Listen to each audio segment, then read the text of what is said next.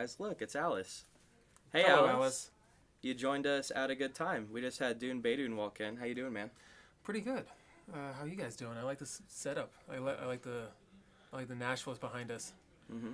Yeah, we're sitting on a rooftop right now. It's not really down a rabbit hole. We're kind of elevated right now. Yeah. This is where we fell out on the other end. Yeah, it was a rabbit hole in the sky, and it just like dropped us here. So we're actually in free fall as we speak. Yeah. So glad you could meet us here in free fall. Not sure how you got here either, but yeah. So you just got back from Egypt not long ago. Yeah, my wife and I, she surprised me for, like, we try to implement this rule with the kids as well. For Christmas time and birthdays and stuff, we try not to give, like, gifts of tangible objects or, like, things that, you know, our youngest is 11, about to be 12.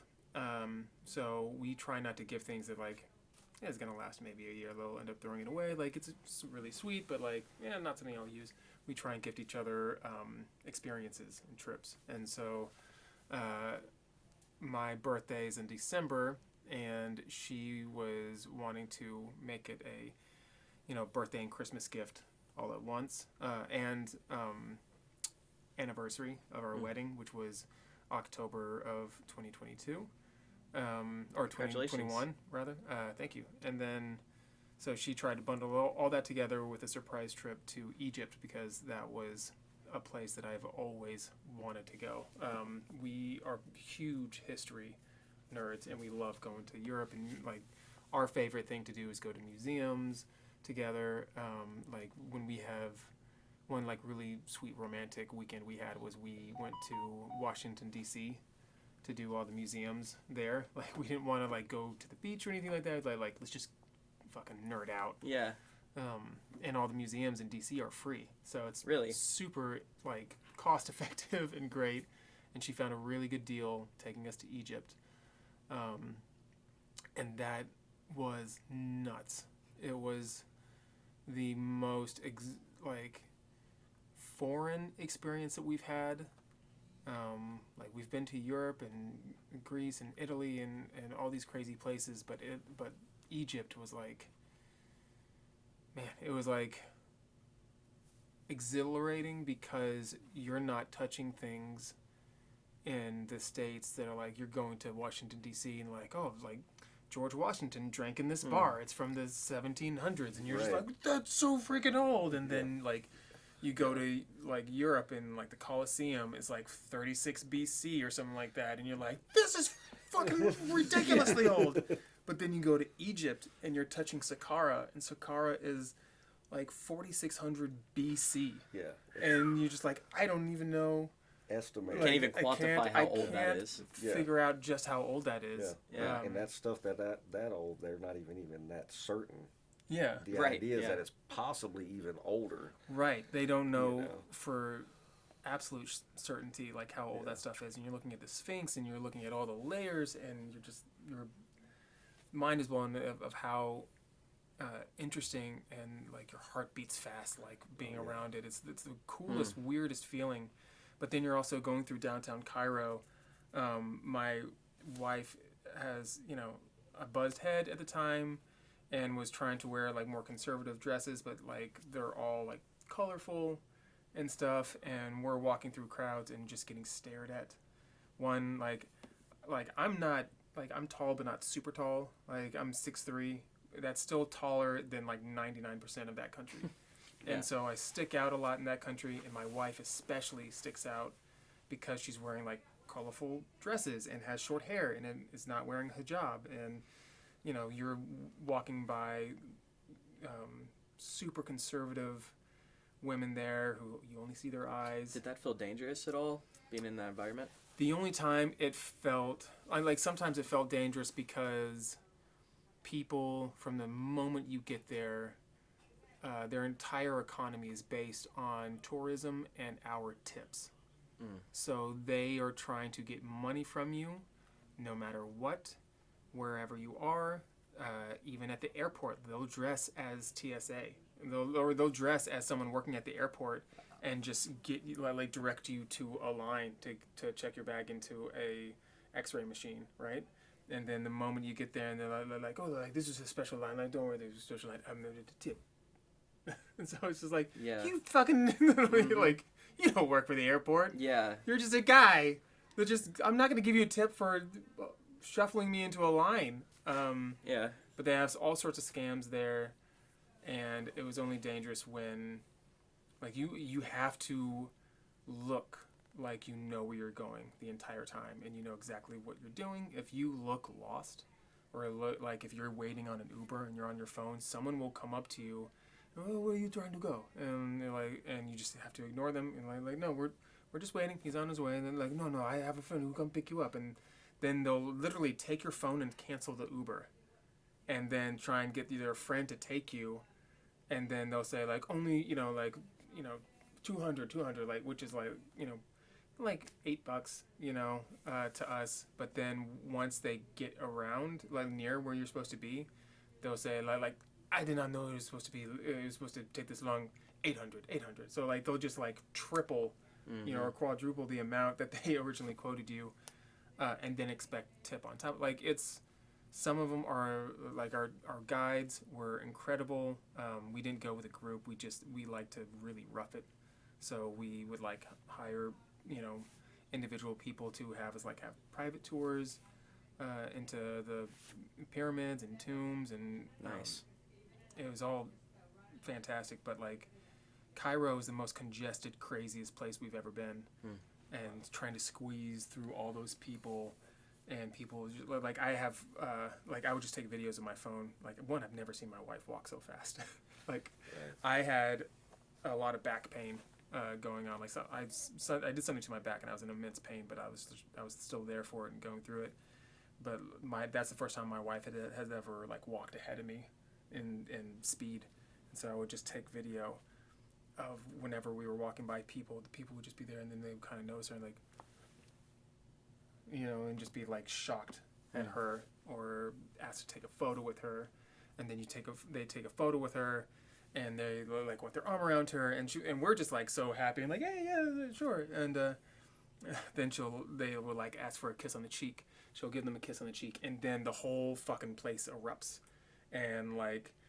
But applause, not like erupts as in like no, that's against such and such religion. It's they are just like so overjoyed, like of just like something happened that's not normal, you know.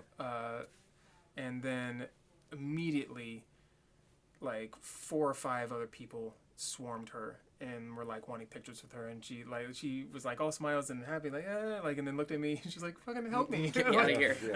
And I'm like filming the whole time because I thought she was having fun, having a good time, and so but then I had to get her, and we go around the corner. We just have to keep walking, just ignoring everybody, because there was literally a riot about to happen because she kissed a guy on the cheek, and we're just moving through the crowd. People are following us, and these teenage boys, they're like, one more photo. And we're just like, dude, no. And my wife had to explain to me, because I didn't know, but that was the biggest awakening for me, because she's like, I was like, I thought you were, I'm so sorry. I thought you were having fun. Right. Like you were smiling. She's like, no, that's rape culture. She's like, that's what that is. It's if I have to smile my way through it. Because if I start saying no, they start getting upset. Yep. And if I just give in, then they're never going to want to stop. Man. And so you just have to just smile and, no, thank you. Right. You can't, she's like, I'm not allowed to, like, in those scenarios, as a woman, I'm not allowed to show any sort of disinterest. Right. I just have to play along and work my way out. And I was like, whoa. I wouldn't have thought of that until you said that. Yeah, I had no idea. Yeah. Like, that's a whole different level of terrifying. Yeah. And especially in situations like that where you're in a foreign country. Yeah. They spoke broken English, but everything else is like Arabic, and so they can all obviously like kind of speak to each other. Right. And you don't know what's... It's just super scary. So, like, again... But the food was incredible. So it's like, there's so much great about Egypt, but so much scary. And then you had to basically only go to certain places and areas. Like if Cairo is near the Sinai Peninsula, right? So basically that like kind of tiny little curve into what becomes Saudi Arabia. Okay.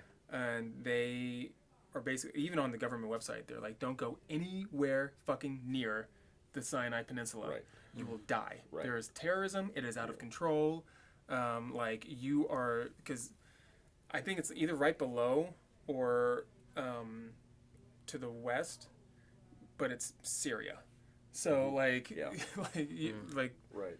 you know, it's the most incredible spot in basically all of Africa, to me. But it's surrounded by just chaos and death.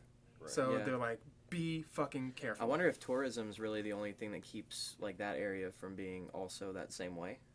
Because there's a lot to yeah. see right there, obviously. Yeah, I think so. And from what I understand, the government also kind of works along with, may be wrong, this might be a conspiracy, but from what I understand, the government kind of works along with the gangs or whatever you want to call them, terrorist groups, or basically saying like, listen, like, you know, like we won't, we obviously are not going to get along, but can we all agree that you don't fuck with the tourists because that will ruin the economy for all of us. Yeah. And so they try to be very careful. It's probably also understood by when you get into these groups, you know, these control groups and these gang or terrorist groups or whatever they are, in their higher ups that are controlling things, that they actually have some commodity and some control, they understand that already. You Yeah. know, they're already, you know, it's kind of like you don't really have to worry about certain kind of gang violence if you're not in a gang, because why are you a target? Yeah. You know, and but it's like you're saying, in some of those areas, it's so hotbed that if you look out of place, you're a target, and nobody's gonna save you. I think that's also why it was such a shock recently about the 4 people that went missing in Mexico, the 4 Americans, because I mean, I think 2 of them died, 2 of them survived. But we were in Mexico for a wedding. We were working a wedding, and we basically were told like, yeah, it's super dangerous Mexico because of the cartel, and like we were hearing stories of like some people who went to the wedding. They're like, yeah, we saw dead bodies on the way from the airport. They were just in the street, but they don't fuck with tourists. Right. Like as long as you are in these certain areas and not just, you know, fucking around. Right. As long as you know, like you kind of have an idea of where you're going, that the cartel is like, all right, we won't fuck with tourists. Right. You know, like that's, you know, like we're trying to only attack like the people that we're aiming to attack. So when those people went missing, like all of a sudden the FBI was like, Right. red alert, you know. Yeah. I was actually planning a trip to Egypt this year, and I've postponed that because I've decided I want to go to New York to do a different thing. Yeah. But I'm going next year. Nice. What is your number one? You got to go see this. I mean, like we've heard from a lot of people that not a lot, several people who have gone to Egypt many times. Like the pyramids are awesome. It's definitely a sight. Like, it's the most famous landmark, Right. you know, Pretty- kind of ever. Like a lot of the famous ones are pretty like separate from each other, right? Like it's They're a all distance. they're all in a big cluster. Oh, okay, But you're gotcha. still like Saqqara. Saqqara is not very close to the 3 main ones that you're familiar with. So like Saqqara, like being like the oldest, you kind of have to take a car to get there. But like if you have like a guide and stuff like that, like they help you. They're awesome, and they'll tell you like watch out for these scams. Like the guys who like are giving you camel rides and stuff. Like they're gonna act like you dropped a ticket, and then they'll try and give you the ticket, but say it's the wrong ticket, but you have to buy the right ticket. It's not your ticket. Don't don't do that. Like he yelled at a guy who tried to scam us. it was awesome. Like it was, he protected us because like that's his income. Yeah. But we went to outside of that, we also went to Luxor, which you have to take a small plane to get to. Luxor is where the Valley of the Kings is, and that's where they started like in having big monumental burials for their pharaohs at the beginning. And I think they started doing that like with the original pyramids, but then realized like these fucking pyramids keep getting robbed. We can't keep these two protected. So they dug out a hidden area. They didn't tell anyone except for like the government people that knew. Like all right, so they started doing the Valley of the Kings, which is where like we're gonna start burying them there, kind of in secret. It'll be kind of ornate just for us. But then they started realizing that those started getting robbed. Yeah. And so in the Valley of the Kings, they started making them more private and hidden, and that's, but like still over time, they kept getting found out. And that's why King Tut's tomb, when it was discovered, was such huge news, because at some point in history, before, like not too soon after he was buried, and before grave robbers really started taking over, there was an earthquake or something, or just basically, like the whole thing almost caved in on itself at the top, blocking any sort of entryway into his tomb, just hiding it forever until like 100 years ago when it was found. Yeah. Kind of like Göbekli Tepe. Yeah. Yeah. So when they went in, and that's why there's that famous quote of the guy, like when he finally like got a hole in and like discovered the tomb, they're like, "Hey, what do you see in there?" And he's like, in there with like a little lamp, and he's like, glorious things. Like he's just mind blown, because that it was the first time a tomb was found completely untouched, and so it had all this shit in there, all originally decorated. Is that the one that like 20th century was discovered, and it kind of caused like this mummy panic, like curses? Yeah. Like the expedition team who like went in there, there's like lore of their curses and stuff. Yeah. I Okay, mean, it that's was just the one. basically they were just breathing in horrible air. Yeah, that was yeah. there forever. They all started dying of these diseases. They're like, it's a curse, and it's like, well, no. Yeah, like it's one guy probably a got lot bit of- by a mosquito and then died soon after, like Yeah. stuff like that. But the Makes val- sense. Yeah. It was a curse. It had nothing to do with that scorpion that Yeah. y'all unearthed that is so rare. Yeah. They didn't have an anti-venom for it. Yeah. But if I am gonna tell you like make sure to do this one thing, definitely go to Valley of the Kings if you can. Like go see the pyramids. Like it's one of the coolest fucking things I've ever seen in my life. Yeah. Valley of the Kings is so fucking cool because it's where the pharaohs were buried, and there's just hieroglyphics everywhere, and they're super colorful and ornate, and there's graffiti over time of like people like different eras of time.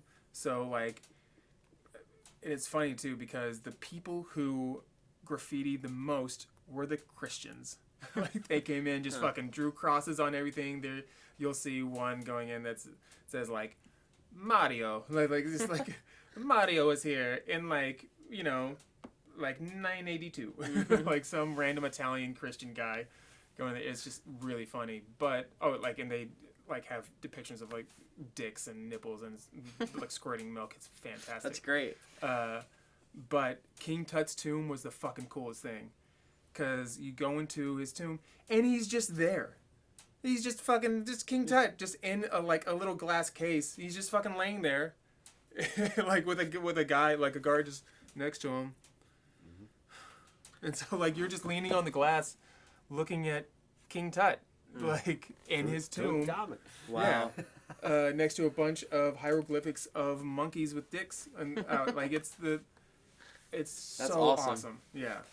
Good to know. Yeah. Definitely do that. Imagine having that job as that security guard. Just, Yeah, that's a really boring job until one day. They're like, oh my God, Oh, King he Tut. makes He's like, so much I'm money, though. so sick of King Tut. Everybody gets this King Tut. He makes all the tips because you're in there and obviously people are trying to get photos with their phones, and he goes, oh no, and he has his own little flashlight, and then he grabs your phone, he'll put it on top of the glass case, so like right above King Tut's head, and he'll he'll click his flashlight on and give him like dramatic lighting, like he's taking photos. That's And great. He's spent enough time in there. He's got every angle. He's got of it that down. thing, yeah. Yeah, he does. And then of course, like he'll want tips and stuff. Right. But there's other guys in there that will.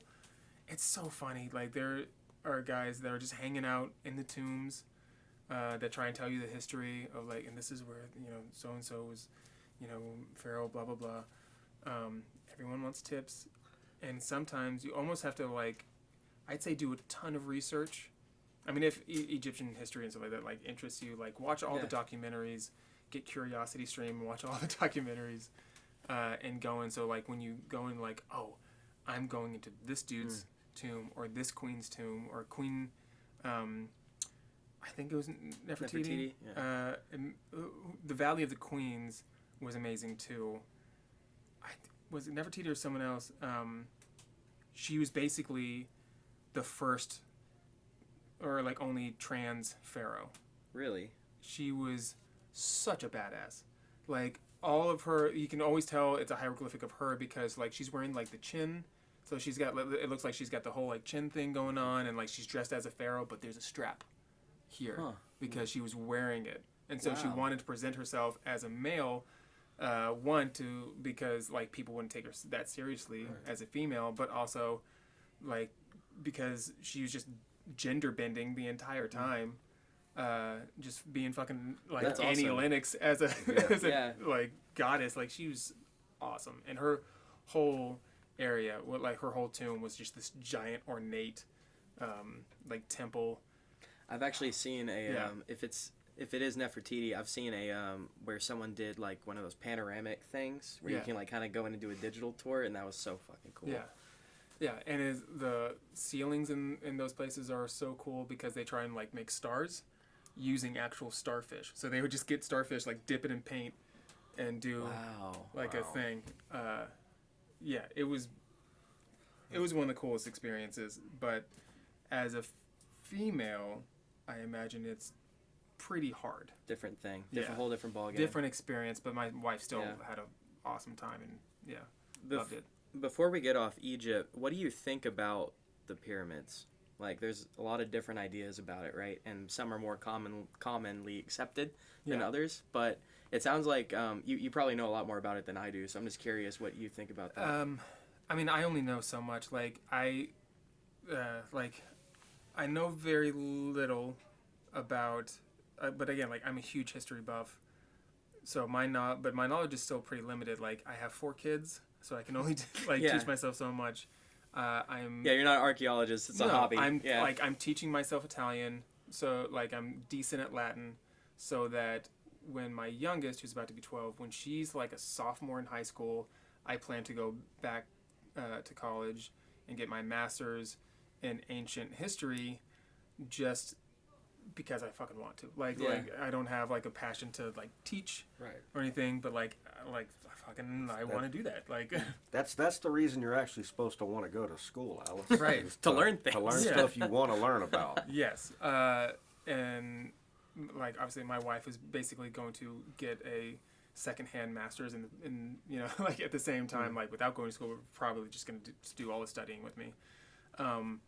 But my basic understanding of the pyramids, I'm not the biggest fan of the theories of it being some advanced ancient civilization that was capable of doing this and that. Like I think that they were not as, obviously they weren't as primitive as the stereotype is to be, or like is for them, but like they show in the hieroglyphics like how they made the pyramids. Like they moved the blocks, poured water, in front of the blocks, moved them, poured more water. So there's a record of the history of this. Yeah, like gotcha. it shows how they put it together.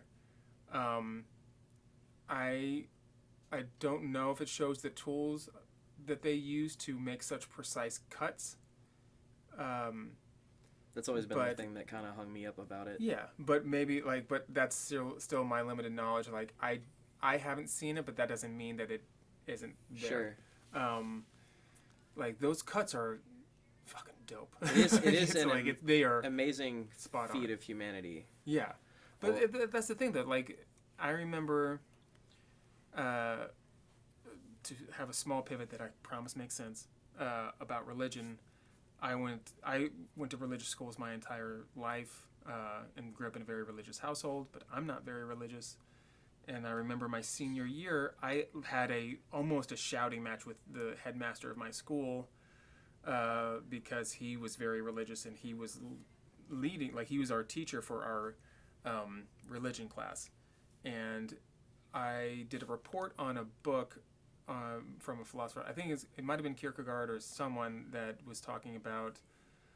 Oh no, it wasn't Kierkegaard. It was a Christian philosopher who was talking about one of his reasons of evidence for why the Bible was true was because it was so fantastical that, which is not a word. It was so, but it was so creative and incredible. The whole story. That there's no way someone could have just made it up. Was that Khalil Gibran? Maybe, I was gonna say but I something like that, 'cause remember he was- the whole thesis of my argument of like, well, that's insulting because someone made Star Wars. Like, just because it hadn't been thought of before doesn't mean that humanity at the time was just incapable of having that sort of intellectual ability. Right, and historically speaking, we've found many other texts that predate the Bible that are Right. so much Oh, similar. yeah. Right. The Bible's so, derivative like, of even older in works. Egypt, Yeah, like Horus' story yeah. is very similar. Zoroaster, The Sumerians. Mithras, all Right. there's so many that Yeah. just So to have that lead in back into the Egypt thing, I don't think that like they obviously weren't as primitive as they were originally made out to be. I don't think it was aliens or I think if it was such an advanced civilization that existed before us that were capable of like machinery and doing all this Right. crazy stuff and like they had a way to like cut these precisely, maybe they used lasers and we didn't know, like there would be evidence, there would be like like the reason why we know so much of what we know of history is because there's evidence everywhere. They Yeah. do say that the Egyptians were the best record keepers. Yeah. Like they've found tablets of records that were about work schedules. Yeah. Yeah. And it's like That, yeah, I saw that in the Cairo Museum. really. It's like And yeah, it's, like we're a guy used to missed because like he finding- was bit by a scorpion. He's like Yeah. missed a day of work. Sorry. Yeah, and Wow. we're used to finding like only the most religious based or the stuff that kings had, and Yeah. all the we found this great ancient stuff, and it's got to be mystic and all of this, and really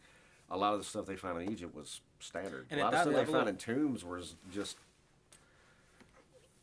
At that level Random. of organization too, it makes a feat like that make more sense. Yeah. It's like if they're this organized with their record keeping, it wouldn't be maybe that hard to like have this huge undertaking that just is delegated in very small pieces. Yeah.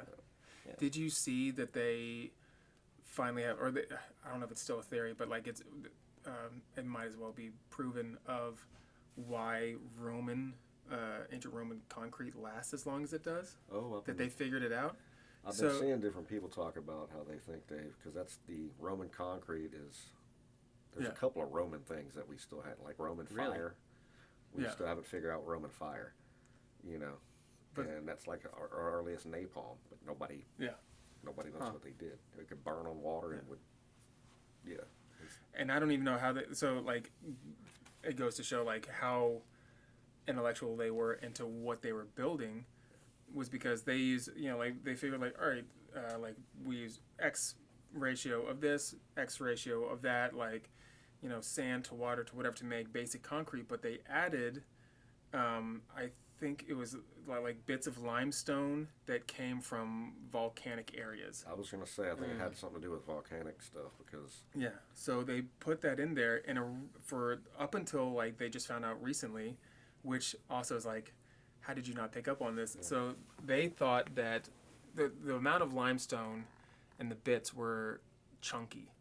Yeah. And so historians always thought like it must have been like just human error, or it must have been just things landing in the concrete, Right. or whatever. It wasn't purposeful. Right. But that doesn't make sense because of how accurate they were with everything else. Oh yeah.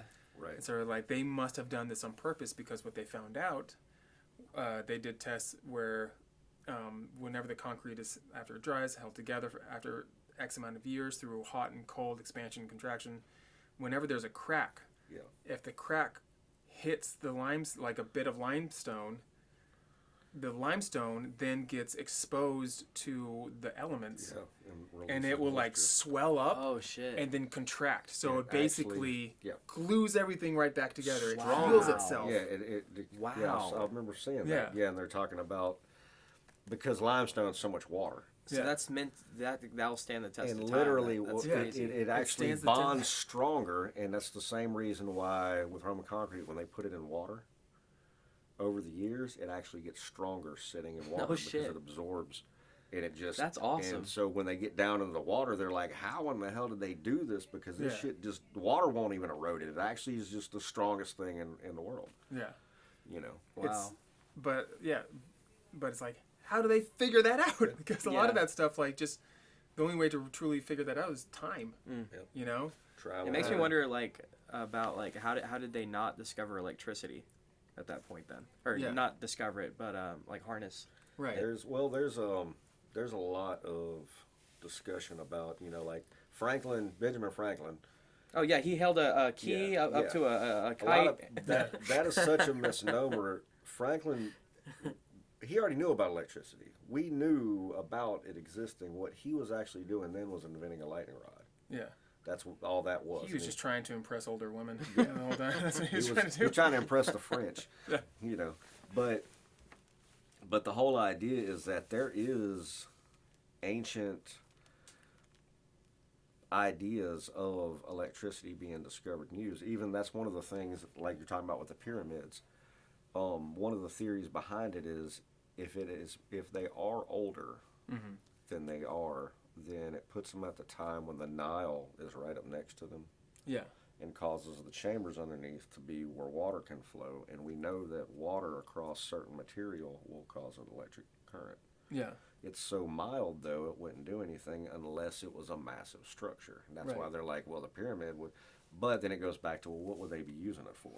Right. And Which I think, if anything, if that was a case, it wasn't being used for machinery as we know it. It Yeah. was more of a psychic or a. probably religious yeah, stuff, religious like if it thing, was done. yeah. And again, like when it comes to conspiracy and stuff, like I'm super boring. Like I'm very skeptical of stuff. Like It that sounds all like it's sounds. because you've done your research. That's why. Well, I mean, yeah. it's like all that stuff sounds awesome, and like the way that it's, promoted is like that does make sense with water passing through it, that it would generate electricity. Like that would all work. However, I feel like there would be record of it. There would be hieroglyphics of it. There would Right. be like, there would be like a pyramid with a rod through it, and like Makes that. sense. Like they and, have. and that's the whole thing that I'm saying is that if that's what was going on, then it couldn't have been Yeah. for anything but something on the level of religion, because even in their society they kept that very secret. Yeah, and I feel like they, like and after dynasties of pharaohs and stuff, they would have taken that and improved it, Right. and Or- kept it. Like, this is such cool technology. Like, why would we Right. just yeah. Or Yeah. it might not have, or it could have been just the opposite, where somebody did it. It could have been a mad pharaoh that was like had this idea, Yeah. or they were kind of on the cusp of something, but it was Yeah. not really going to do anything. Yeah, And then they just kind of said, "Oh well, just use those things for grain silos yeah, because we don't have any use for them no more. The rivers moved; they don't really do any. Yeah. That was an old thing we did back in the day. yeah. It could have been a performance hall. Maybe they jammed in there, and when Yeah. the water ran across it, it vibrated. been awesome. I mean, Like when they, See which some is dope ass why, concert in there. which Yeah. is why I love the Colosseum in Rome so much, is because they would, they had all the tunnels going into the river where they would, like, flood the Colosseum to have performances of like that would replicate old battles, famous battles, and so they would have like these small boats in the Coliseum, like you know, like acting out all these battles, and then they would just drain it and then put lions in it and kill people. Like it was just Wow. The Coliseum is bonkers. Like the history of it, it's the coolest fucking thing. Did you ever go to Pompeii? We didn't go to Pompeii, but Because their amphitheater there, that circular one, that's the one that, well, it's real famous because Floyd did, you know, a lot in Pompeii there. But the way it's designed, you can hear all the way around it. You can be sitting at the very top, and if somebody's standing in the center giving a performance, you can hear them just the same as somebody sitting Without right a microphone. yeah. And that's one of the anomalies that you come across with a lot of the ancient technology that is so. Yeah, that's just an Italian dude being a brilliant engineer mind, Correct. and knowing the acoustics. It takes computers for us to do that now. Yeah. You know, and we can, you know, but somebody did that. It's like you're saying with the pyramids, you know. But that also brings up another thing with the pyramids, and I've read stuff where they talk about them being such good record keepers that we were taught that the pyramids were built mainly by slaves. Mm-hmm. And if you look at things and say, well, if it's that precise, it would take architects to do this. Yeah. And would they really have slave labor pulling this off? And also, you look at records and they say the records are really funny, you know, and it's really hard. I mean, from what we had people in Cairo, or like our guide like was telling us about that too, and he's like, yeah, like maybe, you know, like maybe at some points they were, you know, slave labor, but it was also just like the factory job. It was like the job that like you knew was there. And if like you just couldn't get your other job going or something like that, like oh, I want to you know cut hair or something like that, but like business was bad, my business is closing, I can always just go work on the pyramid and For the government. Yeah, you're working for the government. You're getting basic pay. I you're go work getting for the meals. pharaoh. He gives me a couple of days off to make beer. Yeah, but it was know? also seen as something that. I mean, I say factory job, but there was, from what I understand, there was also a sense of pride that they had doing it because they're like, I'm going to serve. You know, it would be, like it's like even working if it's for, not a religious thing, it's such an undertaking. Well, it's like it would be like working for a presidential administration if you like the president. Right. You know. Right. Well, from what I understood is it's when you have these. As somebody was talking about, I was watching something the other day, and they said, "What people continue to forget about Egypt or Kemet, you know." Yeah. Is that is a society that literally lasted thousands of years, and most countries to this day don't last that damn long, and it literally lasted through what it did, all those pretty much being kind of the same. They went through their pharaohs, they went through this, and they went through all the changes, but they stayed as what they were for the longest time until they finally broke up and everybody started taking them over. It was, and it went through different, you know, like conquered by different people, like. Right. Keep in mind that it was almost, it might have been purely, but it was almost completely Roman at one point during Cleopatra's time, because she fucked Caesar and Mark Antony. Right. So like, and Well, that was and like from Caesar what I was understand- assassinated in like I think like 36 or 30. I think 36 BC. Right. So like, in the timeline of the pyramids, like Saqqara being 4600 BC, like Caesar was not that long ago. Right. Mm-hmm. You know? Well, that's what they're saying is what we think of in ancient Egypt with Cleopatra and all them was literally the third time of what is like the last of the ancient Egypt. Because I was reading up, what I've been reading up mainly lately on is the very first, going all the way back, and it's really tripped out. Yeah.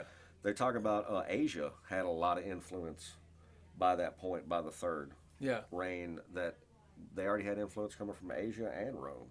Yeah. You know, so by that point, it really was like we consider Rome to be. You know, just the center of the world, and everything's there. Yeah. You know, like I don't know much, but I'm curious now that we're talking about that. I wonder if there was much interaction between ancient Egypt and ancient Greece. Because Greece led up so much to ancient Rome. The Hermetic, the Greeks based their was a Hermetic Hermes. Hermes off of Horus or Thoth. Thoth. Excuse me. Yeah. You know, that's one of the things I was just reading up on is the real. I knew there was a connection there because the Greeks are the one that wrote about it, Yeah. but they are literally writing about Thoth. Yeah. You know, and they're not hiding it. They're saying, Yeah. you know, and it's one of those like. I guess I don't want to say back then everybody thought that way, but it seems like when you had this break of people trying to find these new discoveries, it wasn't so much my gods and my stuff here. It was Yeah. like, this is all everything. They're doing this too, but it's different. How does this work out? You know, whereas then at some point in culture started to, Yeah. you know, no, we're right, and this is our thing. Oh, Yeah. they were definitely like ancient Israelites were very their god was a nation god. Yeah. Like that's our god. Right. Yeah. Yeah. So I mean, some of them were like that. Right. Yeah. Some of them were very tribal. Yeah. Yeah. Yeah. I remember I had a joke with my brother because my brother's a religious guy. Like he and I are very, very different, but we are very, very close. And we were it's a few years ago, and we were talking about like different religions and stuff like that. And I was like, well, yeah. I was like, there's been like over 2,000 something different deities and gods that people worshipped, and I was just gonna look at him and was like, but ours is the right one, right? It's just like, oh yeah. We're the true one. Like this guy. Richard Dawkins had something about that in his book, The God Delusion. He talks about Pascal's wager. It's like, it's better to believe in the chance of God, you know, and go to heaven than take the opposite chance and say. But then Dawkins presented an anti-Pascal's wager. So he's like, I don't believe in Yahweh. Because what if it's Baal, and Baal is like, "Wow, fuck you! You believe in Yahweh?" Yeah. like, at least Did you now not read my text? Yeah. You get the memo, dude? Yeah. Yeah. So it's. Have you ever heard Jesus referred to as Oily Josh? No, That's a new one. Hilarious. that's great. So the idea being, so Jesus was originally like you know they didn't say Jesus, they said you know Yeshua, like which was Joseph, but I forgot how it's pronounced or what of his like surname, his last name in those ancient times in that ancient language, but it was basically you know Jesus of so and so, but like when they named Jesus, it was like Jesus Christ, Christ meaning the anointed one. What do they anoint Anointed people oils. with? Oily Josh. So it's Oily Josh. That's great. Like, I love that. You said you and your family was really religious growing Yeah. up. What denomination? I guess it's not Christianity. it was Christian. Okay. It's interesting. So my father is pure blood Lebanese. He was born in Beirut. His family owned like a small tobacco farm, and then his father moved to the States, into Detroit. I think to like with the auto industry and stuff like that. I don't know too much. My dad hasn't talked about it too much. He did not have a good childhood with him. But so my dad immigrated to the States when he was 7. Didn't speak any English. They think he was 7.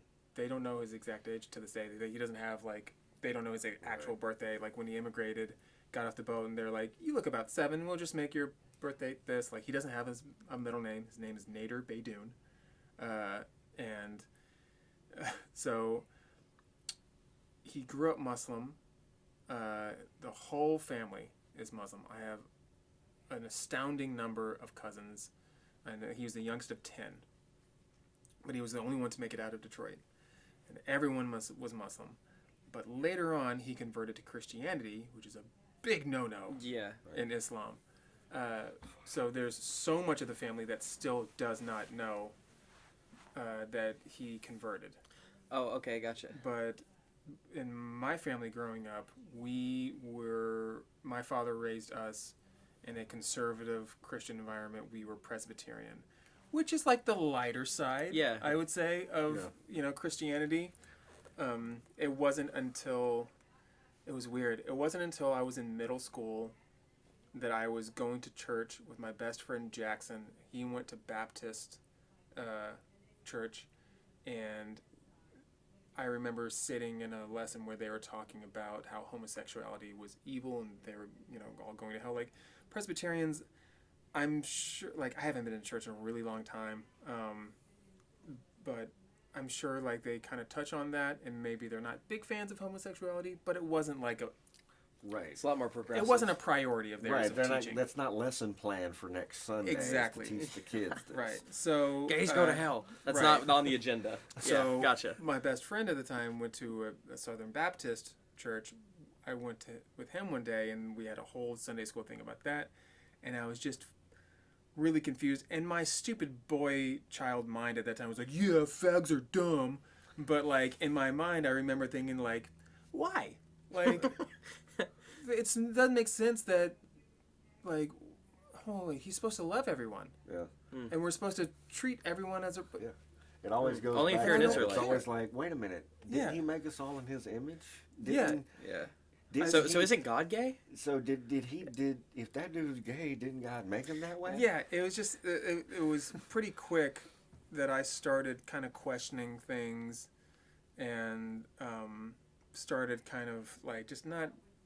It was also just like the environment. The people that I went to church with were not like that. Certainly started making me question not so much the good parts of religion, but it made me question people teaching me what they thought the good parts or the right parts of religion were. Yeah. And then I noticed all the people around me in church and like all the kids my age, they were just bullies. I was bullied a lot. In both school, church, like just, I was really scrawny and I was a very late bloomer, and so like I'm relatively fit. I'm 6'3". I'm doing all right now. Like I've ever since like I finally went through puberty, like I was like, all right, I got to go to the gym and I got to make up for that. I got to the only reason I have any size is because in high school I was like, I just need to get to a point so that people don't stop fucking with me. Yeah. I'm not an aggressive person. Like, I don't fight people. Like, but because I was such a late bloomer, I was very skinny and tiny, and I was bullied on definitely like, noticed everyone. the difference when I quit drinking. Early 20s. That's when I started studying Mutaquan and started putting a little more weight on like where it mattered, and you literally start noticing dudes will hold the door open for you, like jack dudes as you're walking up to the gas station that would normally just not even see you. It'd be like, oh, I got you, dog, and you're like looking at them like, all right, it's kind of crazy, but that's what it is. It's literally the air that you put off. It's weird, and a lot of times the people that are big, like my brother is like the biggest dude I know. Right. He's like an inch shorter than I am, but I can probably text him right now. Like, and I make fun of all. I give him a hard time because he's just jacked. He's like no body fat, and just like he's like 3-4 times my size. But I could text him right now and be like, fatty, how much do you weigh now, fatty? Like, tell me how much he probably weighs like 235. He's a stout man. Yeah, he's the only person that like. It's not actual body shaming because it's a joke with him because he's the antithesis of fat. But yeah, he's just a giant dude, and he was chubby as a kid. Like he was kind of chubby, and I was super super skinny.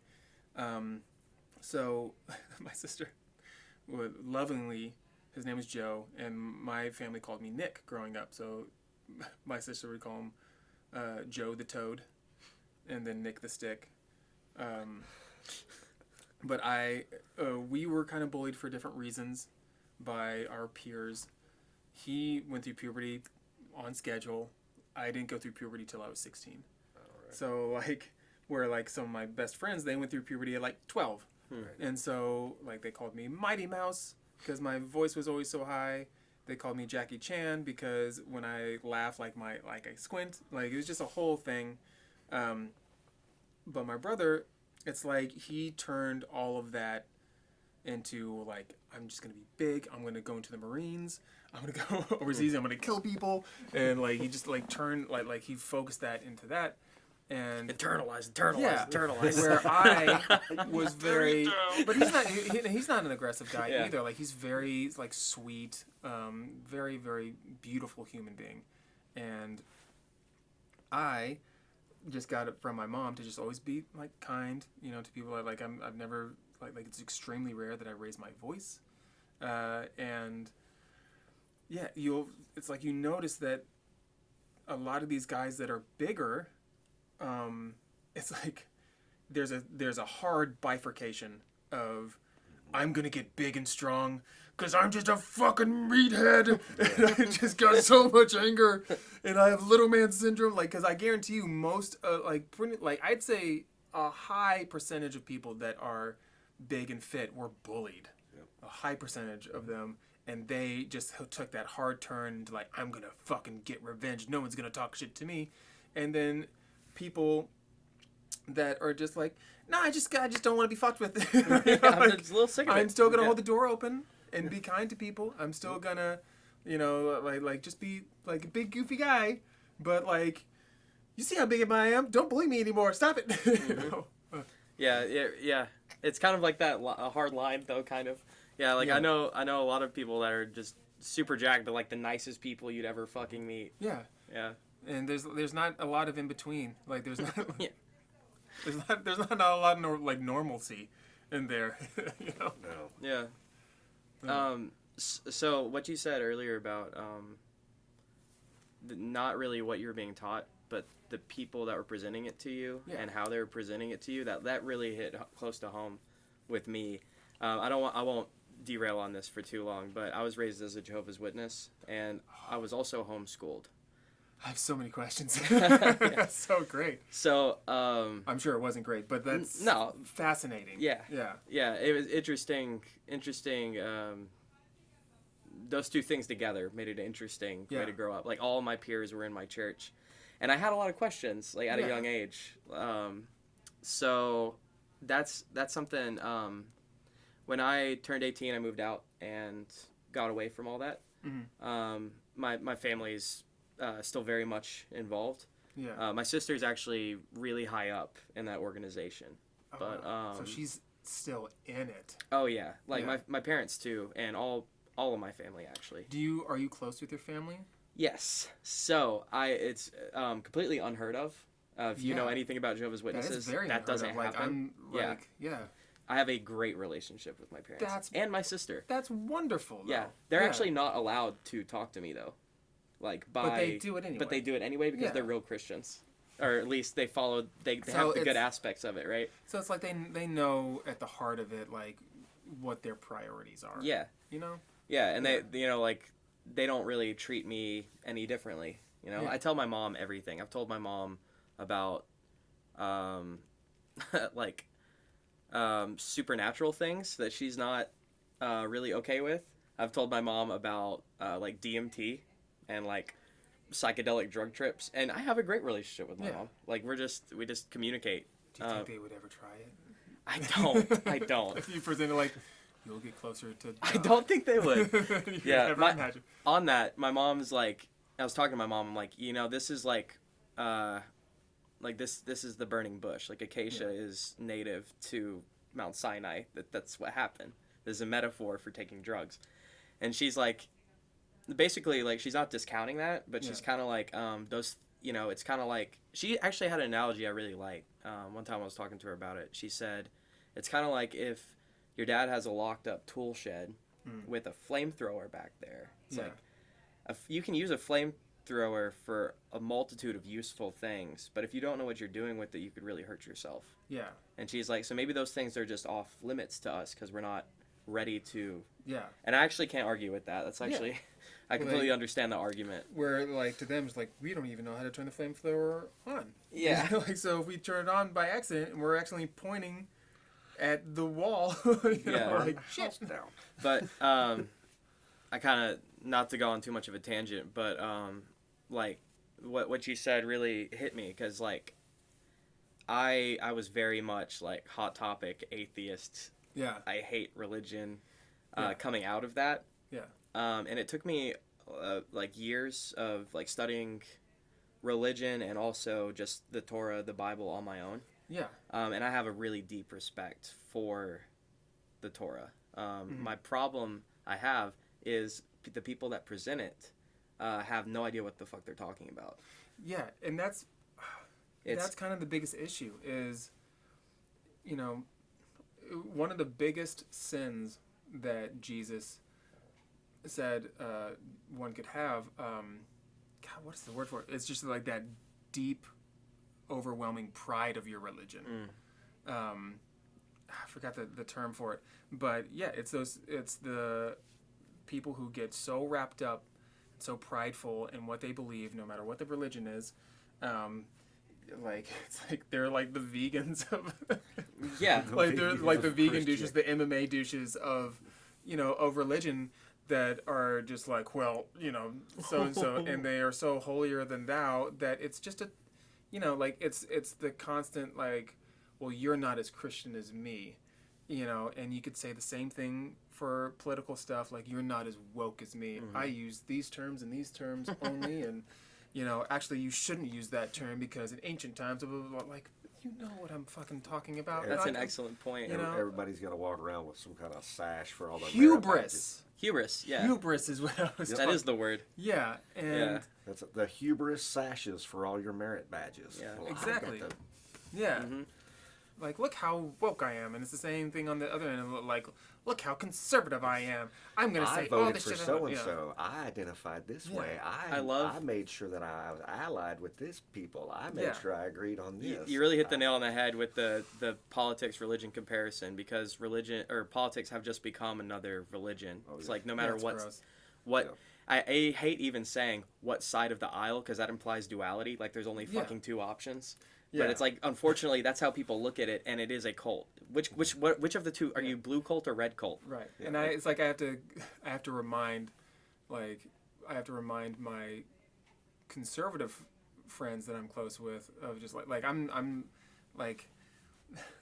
not conservative. Like I definitely lean more left on a lot of things, but like I have to remind my conservative friends of just like dude, I fucking despise Trump. I think he's one of the worst things that has ever happened in American politics. That doesn't mean I despise Republicans. Like, Yeah. I just hate that fucking guy. Like, I see the merit in a lot of other politicians. I dislike more Republicans than I do, like, Democrats. But, like, there's some people that I super like, some people that, like, But, like, he's just in a class on its own. And so, like, I have to remind him, like, dude, because, like, Even my a lot dad of is- Republicans don't like Trump. Like, Yeah. my dad especially is like, well, you and your party, like, what party? I don't align myself with the party. I hate one dude I can't fucking stand, but because I can't stand him, I'm automatically, like, seen as, like, this crazy leftist. Well, a lot of people forget that he wasn't a politician. No! He was a businessman that, regardless of how you look at it, it's really funny because he wasn't a politician and he was absolutely loved. He was also a Democrat. Yeah, for a long time. And then he Yeah, decided- until it suited him not to And be. then he even said to Oprah, when they said, you should run for president, Yeah. he said, well, if I did, I would run as Republicans. They're easy to sway. And that right It's there, facts. everybody's like, if you didn't see that right there, a businessman hopped into the seat, playing both sides, and both sides hated him. Y'all saw what the fuck. It took a corrupt business dude to really shine the light on how really fucking corrupt the entire system was. You know? Yeah. And it's like, why would they play ball with that? Well, because they're all playing that kind of ball. Yeah. you know? It's two just hands gross. of the same entity. Yep. Always. Yeah. That's why I So- tell people I'm not left wing or right wing. I don't eat a foul. Yeah. Yeah. Yeah. And it's one of my family members, saying like, well, your party, and I just had to run like, listen, I don't necessarily say that they're my party, but that other party, sure as shit is not my party. yeah. like this one guy, no. But I feel like politics is like a danger zone of conversation because it could lead into so many things. In history, Yeah, is so much more for fun sure. to talk about. Yeah. Um, I agree. But your religious upbringing, Jehovah's Witness. So when did you start questioning things, and when like, what was your process like getting out of that? I had some trauma at a young age, Yeah. 12, 13, and that really made me think about the organization I was in Mm-hmm. and how it didn't align with what was being taught, Yeah. right? And it's like my whole thing is about it is like if you want to knock on my door, regardless of what religion it is, if you want to knock on my door and talk to me, we're going to have a conversation.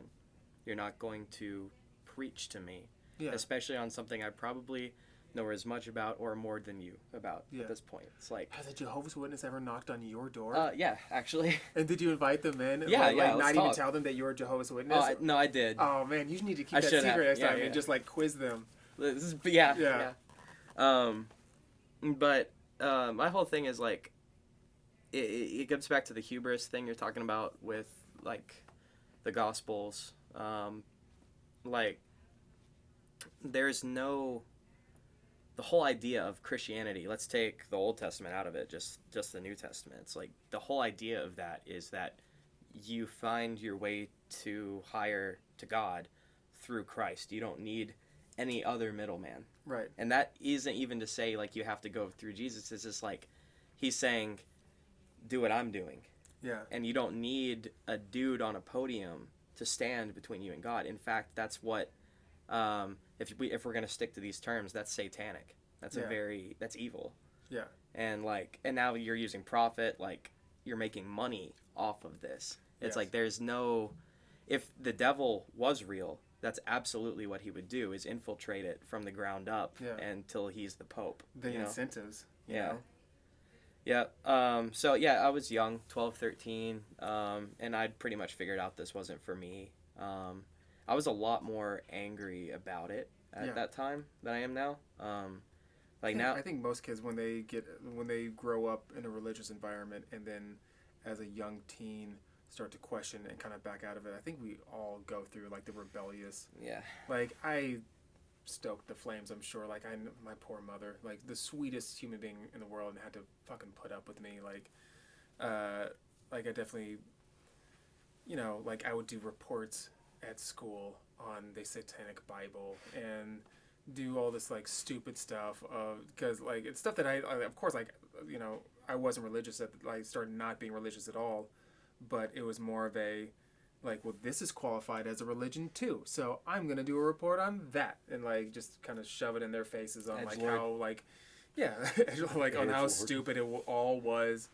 And my mom just put up with it like a fucking angel, like sweet woman, and who's to this day like she loves her church and all that, but she's so sweet and just open-minded on things. And like is your family open-minded to the extent of like I remember my mother saying that like, well, I like this, what's going on, and I don't like that, and I kind of had to remind her like, okay, well, Mom, how many like the people that you go to church with, that use, because your closest friends, like I know who your closest friends are, I know what your daily life is like. Your church life I don't know much about, but I can guess. So what do they look like? Are they young? Are they different shades of brown? Are they different sexualities? Like, if you're not surrounded by that stuff and it's completely foreign to you, then I know that you would feel the way that you're feeling right now, because it's just different, and it's natural for someone to have a bit of a like hesitancy or type of fear about anything that's different, that's like different than their norm. That's instinctual. I was gonna say that. It's just completely normal, right? So like, is your family like what is their surrounding, like are they open-minded to things like that?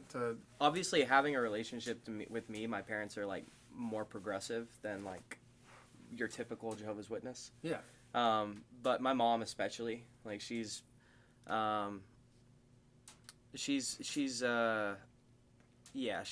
have a hateful bone in her body. Like she's not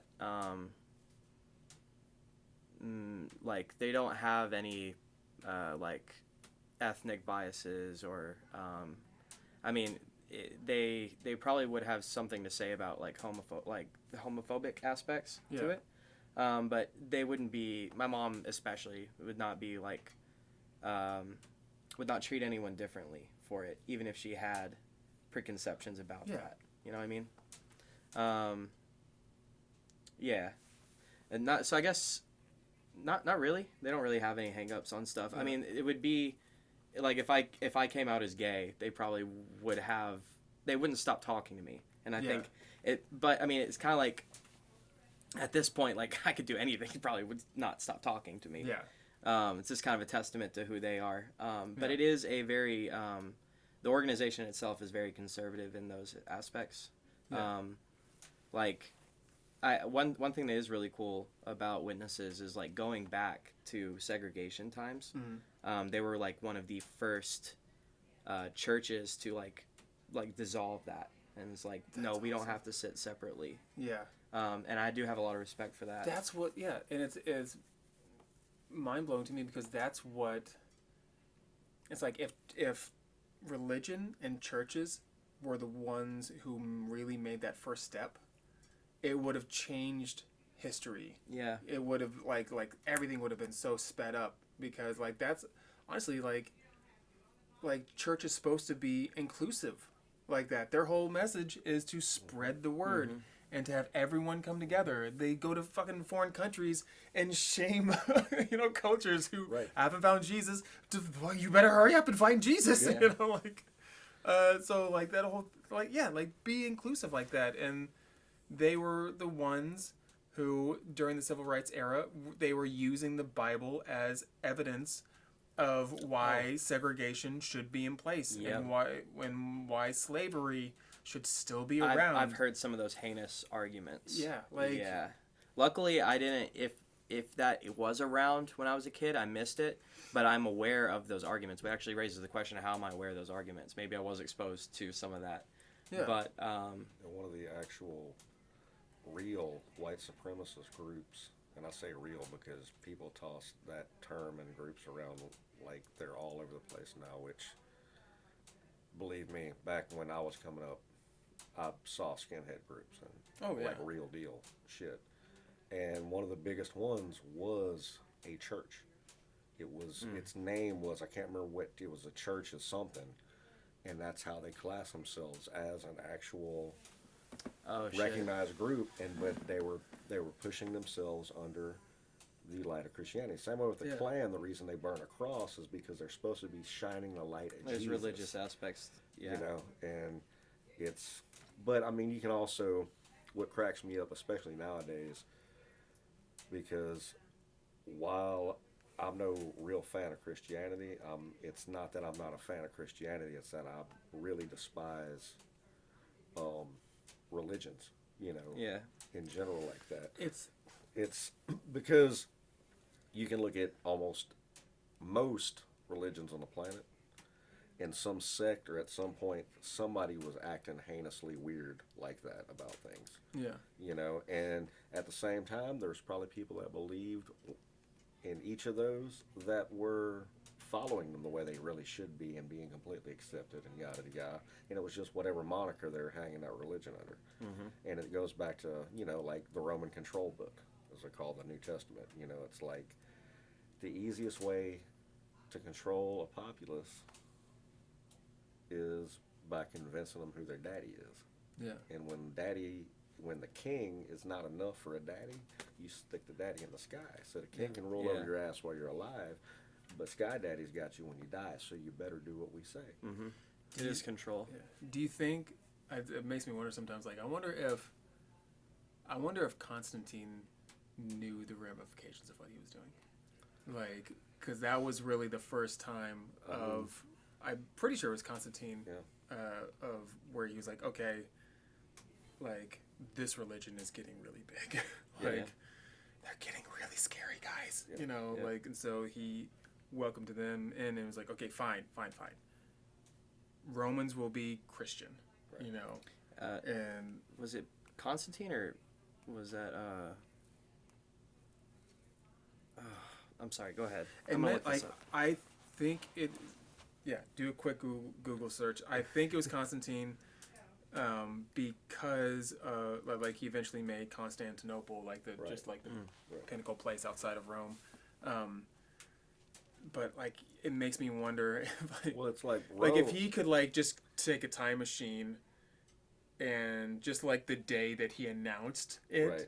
and then immediately go into like like into the future and see things like the Spanish Inquisition, the Right. KKK, all that Right. crazy stuff like that's happened, like the Nazis, like all Oh yeah. all yeah. stemming back to like his decision Yep. to make I Roman. mean, well, you kind of got to wonder because, like the Crusades, a Crusader had the bloodlust in him. Yeah, You know, it was already there. All he needed was the moniker. Constantine, you were right. yeah. You know. They just needed the excuse. So, you know, and you kind of wonder about that, and then you see people that get so impassioned about religions, no matter what it is. Yeah, If you got somebody, you know, take a random street urchin that's walking down the street proselytizing about whatever, yeah, take that dude and pull him out of that situation and put him as a warlord. yeah, yeah. The mentality could be the same, but now he's a warlord. So what is he doing? He's got all his warriors. We're going nuts, jotted and proselytize, you know. So it kind of goes back because they say a lot of when we look at, well, I said something to Alex about this earlier about savants. You know, the difference in a savant or why they call him an idiot savant. Yeah. You know, it's like, what does that really mean? It's perception. Yeah. You know, it's like intelligence has a lot more to do in society with your usefulness. You know, you're considered to be an idiot when you're not useful. Yeah. But Yeah. you don't have to know all this shit if you know how to do one damn thing Yeah. that they need you to do. It's kind of like Einstein Yeah. would be. Would he be an idiot savant because he struggled with certain things? Right. You know what I mean? Yeah, It's they like said he couldn't tie one of the his smartest shoes. people. Yeah. He wasn't good at math to begin with. Yeah. You see him in the same suit because he had nothing but that because he didn't want to take time to figure it out. That's some weird. Nowadays, people are like, that's a mental thing. That's something, yada, yada. And so when you look back in history and you see these great people and you get like a psychoanalysis on them, psychology is very young. Yeah. And that's in psychology and psychiatry, especially psychiatry, is something I'm very like about. You know, the whole mental illness thing. I have, like I like to say, I have very unpopular opinions when it comes to mental illness and therapies and things as such. So when you go back into history, people weren't crazy; they were possessed by demons and they were hung, or they managed to scathe that because they were in a position of power and they were considered an exalted great genius, even though they were mad. Yeah, and being called that exalted great genius the entire time, a lot of the people that ended up being killed and sacrificed or hung or burned is because they thought differently. They're like, well, I'm the genius, fuck you. Right. Like, and I don't want to hear different. It's like just having, that cylindrical mindset of, no, my beliefs are the right ones. I won't hear any different. And if you challenge it, like, I have too much pride, or like, especially if you make a point that proves them wrong on something, it's just Well, so much That's science battling religion. insecurity. You know, it's like science battling religion. No, we're not the center of the universe. We revolve around the sun. Yeah. What? Oh, hell no. Hang him. That to me, it mirrors. I've had this conversation with some people about climate change and about like, okay, well, everyone knows that the climate changes, but like, are humans really the cause of like the acceleration of it? And you're like, how fucking prideful can you be? It's our race. It's not you. You are not the fault of it. Right. We all collectively as a species. Yeah. Yeah, we are responsible for that. Like, if you look at the timeline of things, and you see the graph, and it goes up and down, but then you fast forward to the future, and it goes like that. What year was that? Well, you gotta, and there's a couple of things in that is that there's a lot of more than one thing can be true, and a lot of people nowadays won't. They're like, well, this is what I believe, so that can't be true. Yeah. And what I got to remind a lot of people is, and if you notice, we talk a lot about the air now, or we are told to think about the climate as the air. Yeah. Everybody's forgotten about the ocean. The ocean is really where our problem is. The air, honestly, what's going on in the air and trees and this and that, Yeah. that is from an engineer standpoint, it's not great. But the whole idea of cars aren't doing it. Our cars aren't doing it. The military burns more gasoline than we do. Yeah. You know, and if that's not going to do it, the worst part about a gas engine is that it's inefficient. Yeah. It's just inefficient. But global warming is something that is naturally occurring. Yeah. In the turn of the century, geologists were talking about it. We coming out of the 2,000-year cycle. Yeah. So we are naturally warming up. I remember Now, as a kid watching VHS tapes in school, at elementary school, with the guy from Reading Rainbow talking about climate change. And they didn't call it climate change and global warming, but they... Global warming is just like carbon footprint, that was made up by BP. To be like, we don't put a carbon footprint, use our gas, and that's all sales tactics. But the truth is, we are polluting the shit out of this planet. Yeah. And we, as an entire people, now we can go geopolitically, and people really want to dog our country for it. We're bad, but we're not nearly the worst. Oh, not at and all. We're at least we have some groups here that are actively trying to do some shit, whereas in other countries, those groups are that's a terrorist organization of that government. Yeah, you want to stop us from making profit by doing whatever the hell we want to these oceans? Yeah. Hell no. It's funny too, because I've talked to people that have the mindset of because in the compared to places like India and China and all that, America's doing a good job comparatively. We can see the stars in a lot of places. We can just look outside during the day, and there's no smog that so thick that you can't see. Most of the places, you got some cities. Yeah, obviously, in LA, it's Phoenix has to put flags up all the time for pollution and but, stuff. But most of the time it's pretty nice.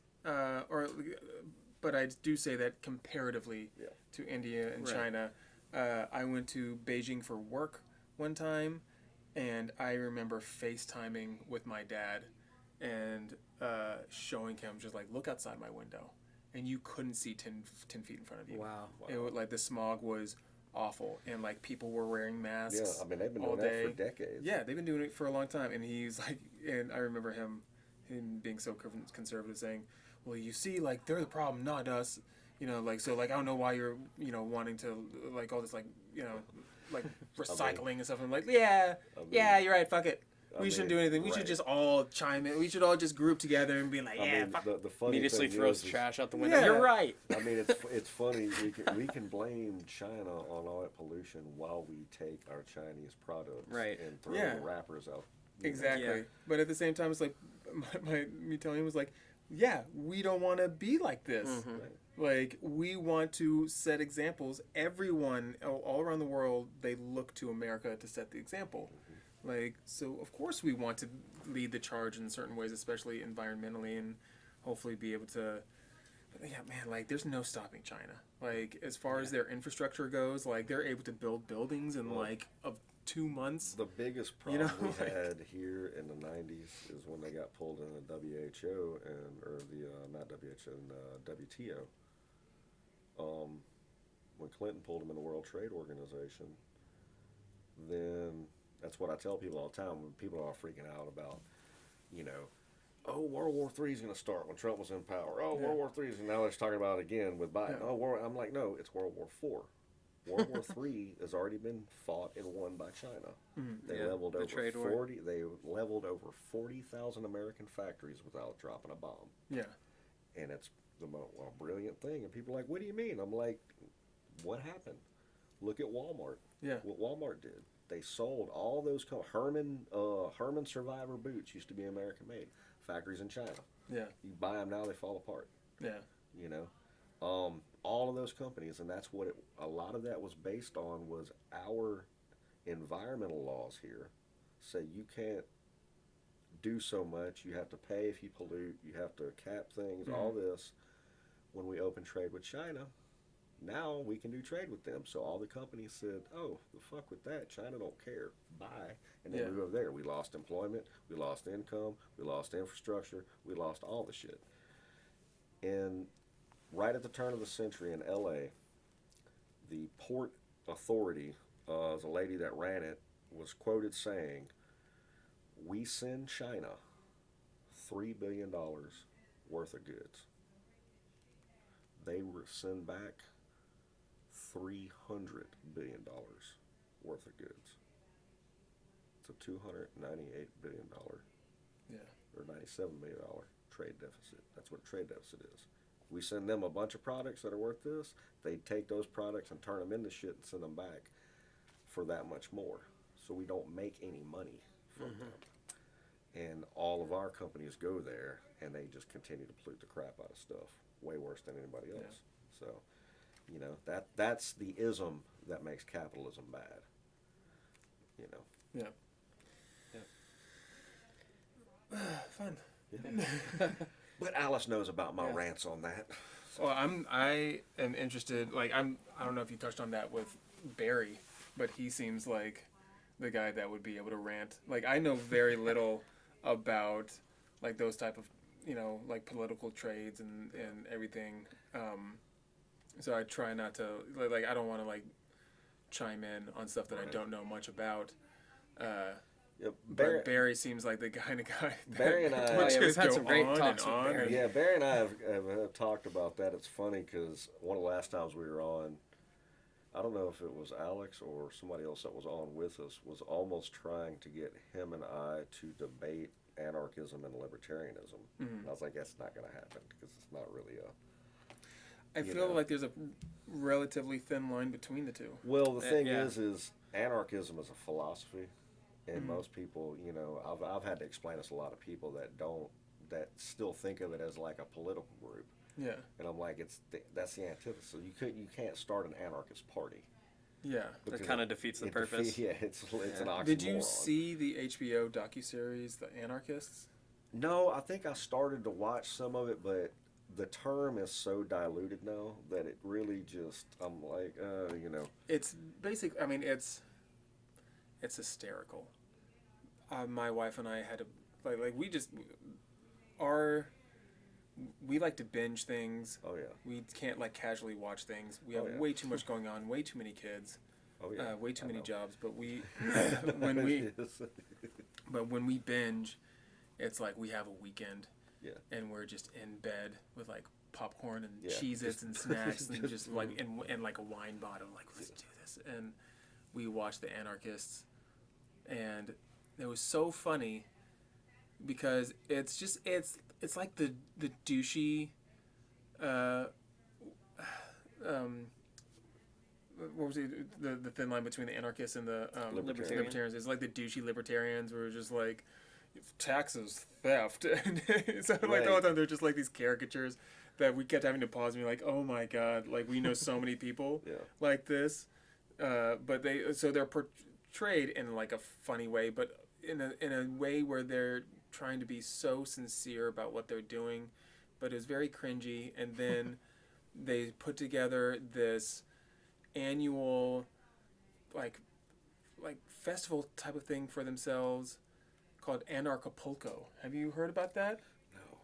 It's this once a year event that they hold in Acapulco, Mexico, because they all had to go to Mexico because that's where the laws were the loosest for their anarchist ways, where they could go do all the drugs that they wanted. Something set up to make it look cringy to try to turn people to think this is what anarchism is. Please Google it, and you'll have a wonderful, wonderful tunnel to go down.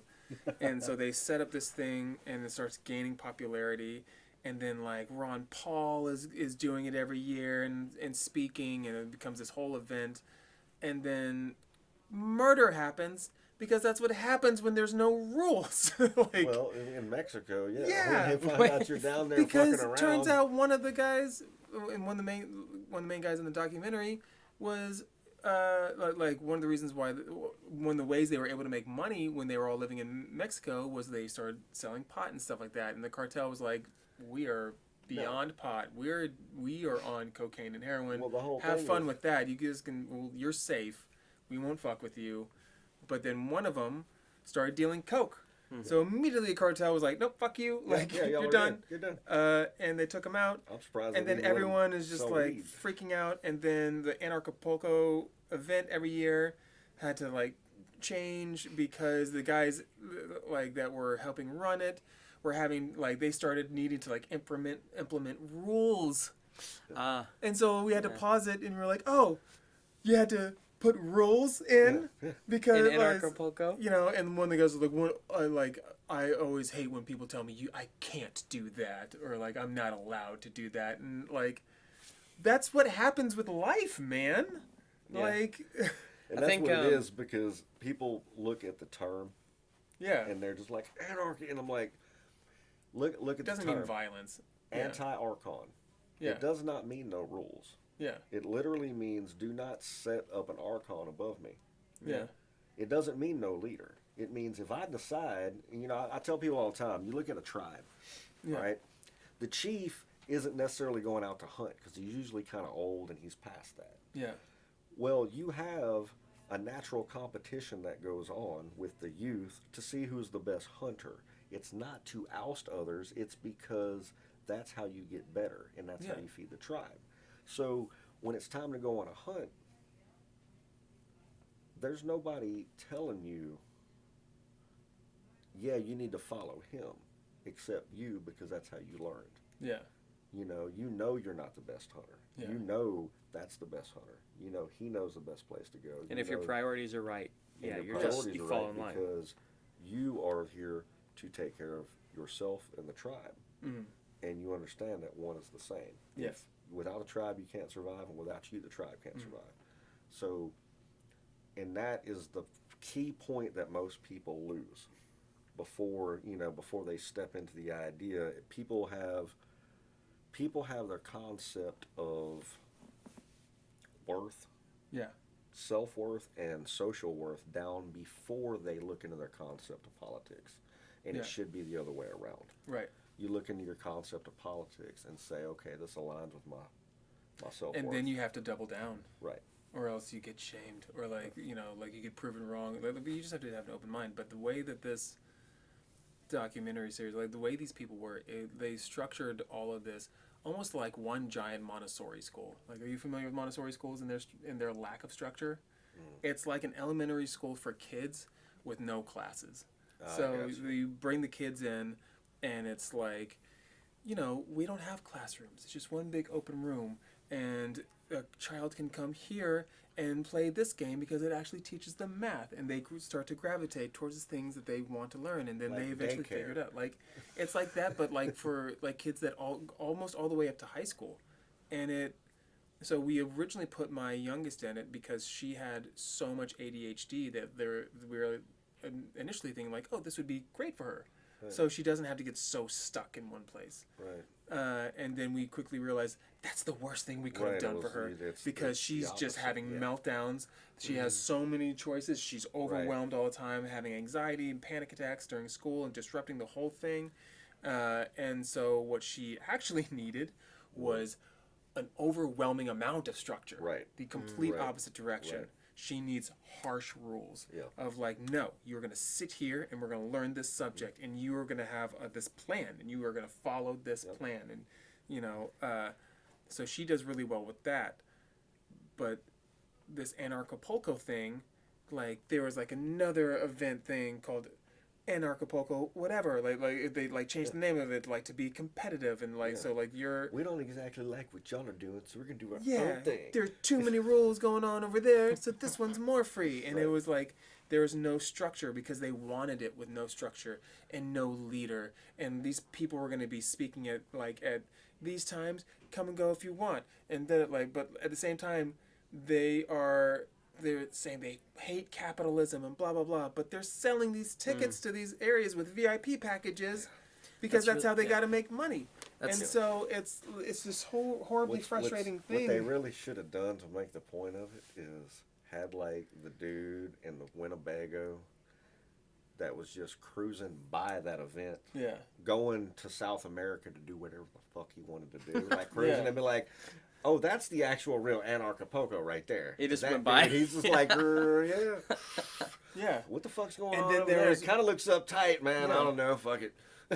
And then there was one guy in there who was just a complete douchebag to everybody, giving he was a vet that had a lot of PTSD Damn. and just a bad anger issue, and so he would just start just start arguments with people and it was this whole dramatic thing of like, yeah, man, when you don't have any structure and when you promote this like free for all of come do all the drugs that you want, sleep wherever you want, like you can stay at my house, sure, like my food is, it's like this big community that's a mixed of like it's When people communist say, yeah. utopia mixed with anarchy utopia and blah blah, like I tell people all the time, when you suffix anarchism, you screwed it. There's no such thing as anarcho-communism.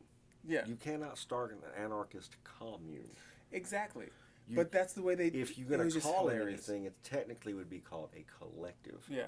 But that's still kind of a silly thing. No, And that's you- culty as hell. Yeah. and A you would, collective. and you wouldn't actually start it. You would just live, and other people Yeah. would come live near you. Yeah. That's Yep. and that's the whole thing is that people don't understand. It's a philosophy.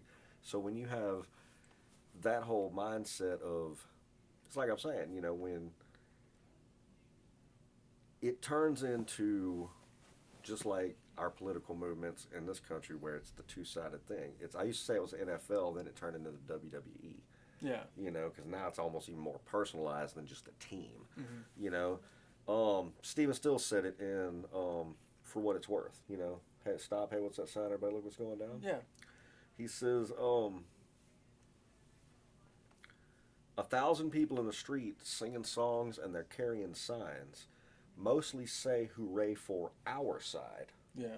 And his point is not ours as in us. Literally, he's saying everybody's separating themselves from each other, carrying these signs of freedom and this and that, but they're just saying hooray for my side. Yeah. We're right. And that's not what peace is. That's not what collectivism is. That's not, it's the complete opposite of that. Yeah. And, but then it goes back to, I tell people with anarchism, it's not really an ism. If you want to look at a political movement, what you are looking at is what's called voluntarism. Yeah. And that is a movement that is based around an anarcho-philosophy. And even like anarcho-capitalism. And I know some anarcho-capitalists that really agree with me more than anarcho-communists. But I don't believe in anarcho-capitalism either. It's not a thing either. It's not a thing. Yeah. You Well, know? so with that philosophy, what is the viewpoint of structure? So like you were saying that, no one is supposed to be above, like don't put someone above me. So Right. like you don't want to have to answer. In other to, words, like it's, if I'm thinking of it almost like a governmental structure or anything Right. like that, even though you're referring to it as a philosophy, not as a right. The idea That's being actually getting is, into volunteerism. What he was about to say, I think. The idea being is, I get a lot of people on the left will argue with me in the light of saying, well, we need these laws because there's going to be, what about the dude that's going to do this? Yeah. And I say, well, who is that? Is that you? And they say, well, no, that's not me. No, it's a couple guys that I can show you in this Now- docuseries that Now, are but that's what I'm saying. Now, then there's also the passerby. yeah. I tell people all the time, nobody starves to death on the streets of America.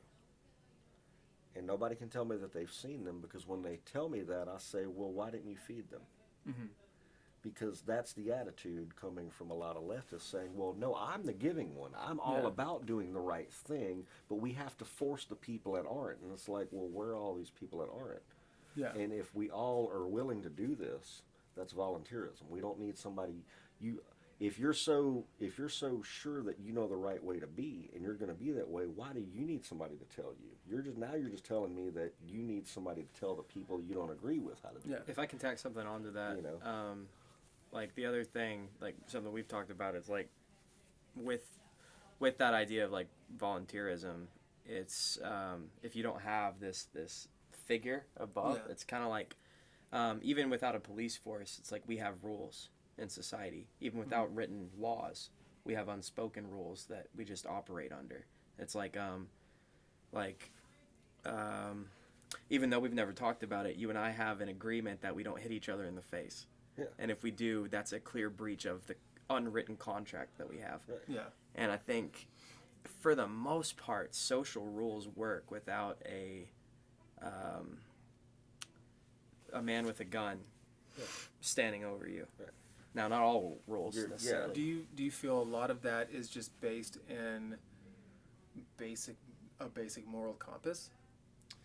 I think, I actually, I'm a humanist. I believe in people. I think people are good for the most part, and the people that aren't are in this system where they're misled by the media. Yeah. Where I think, if you take just the soul, it's like that's a good person. Yeah. I believe that. Yeah. Yeah. I think to get back on the religious aspect, I was having a discussion with an old teacher of mine, or at one of my schools. So I went to in high school. I was at a boarding school in New York called the Stony Brook School, and it was a very religious, like very strict school that I loved. I loved going to that school, and mainly because like I just wasn't living in the South anymore. I think that was mainly, it was in New York, and so like I was not living with my family. I finally was like out on my own. Like, so junior and senior year I was there, and I was at that school, and people went to that school because their family either could pay for that education, because it was like one of the top ranked academic schools in the nation, or because those kids were fuck ups. I was kind of a mixture of both. I wasn't a fuck up, but like my dad and I at the time, we were not getting along, and we were like just at like butting heads. It was a miserable living experience for both of us. But he was an attorney in Nashville, and he did extremely well for himself, coming from a tobacco field. And like he is the American dream. And so I went to this school, and I went to church every single day there, except for Saturday. But like in the middle of the class day, you went to church. And after I graduated, I went up there for like a basketball alumni weekend thing that we had there. And I was talking to one of the teachers there that I was semi-close with. He wasn't one of my teachers, but he was telling me, he was very religious, and he was telling me, he's like, well, you know, I know that my morals are based in religion and Christianity, because if they weren't, then, like, if I knew that with Christianity that murder was, if I didn't know that it was a sin, then, like, I might commit murder. And I was just like, that sucks. Like, Yeah. that speaks pretty bad on you. Like, so you're telling me that, like, you would just want to murder? Like, you, like, not knowing that, like, it would just hurt someone? Like the That's sad. the moral compass shouldn't come from religion.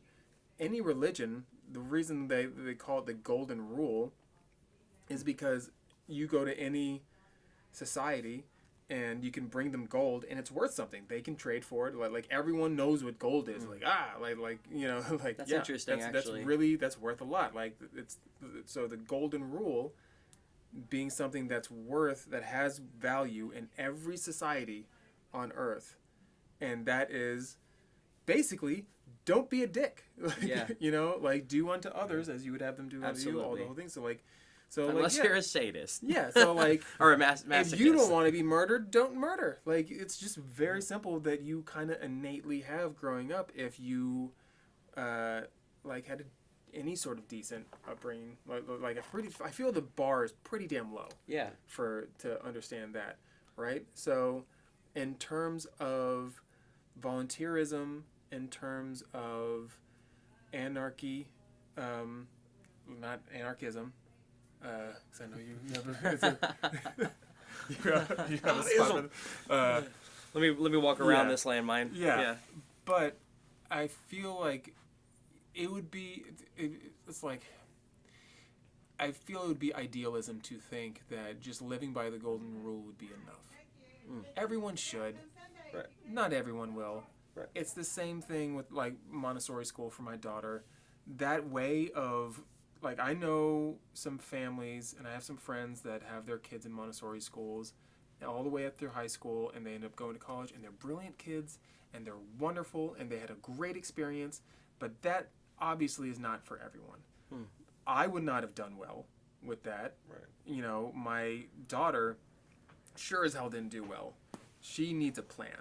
She needs to be told what the plan is. She needs to follow the plan. I think it's a little bit different with children too. Right. You can actually be an archon to your child, where it's like, Yeah. because they literally don't I know, even have but- to tell them, well, now that you're a dad, how can you? And I'm like, well, it is funny, and I do make the joke that it's really hard for me to, tell my son, no, Yeah. don't do that, when I'm supposed to be trying to teach him, don't listen to authority. But that actually is a joke on the idea of what it's misconceived to be, because it's not about saying you don't have structure.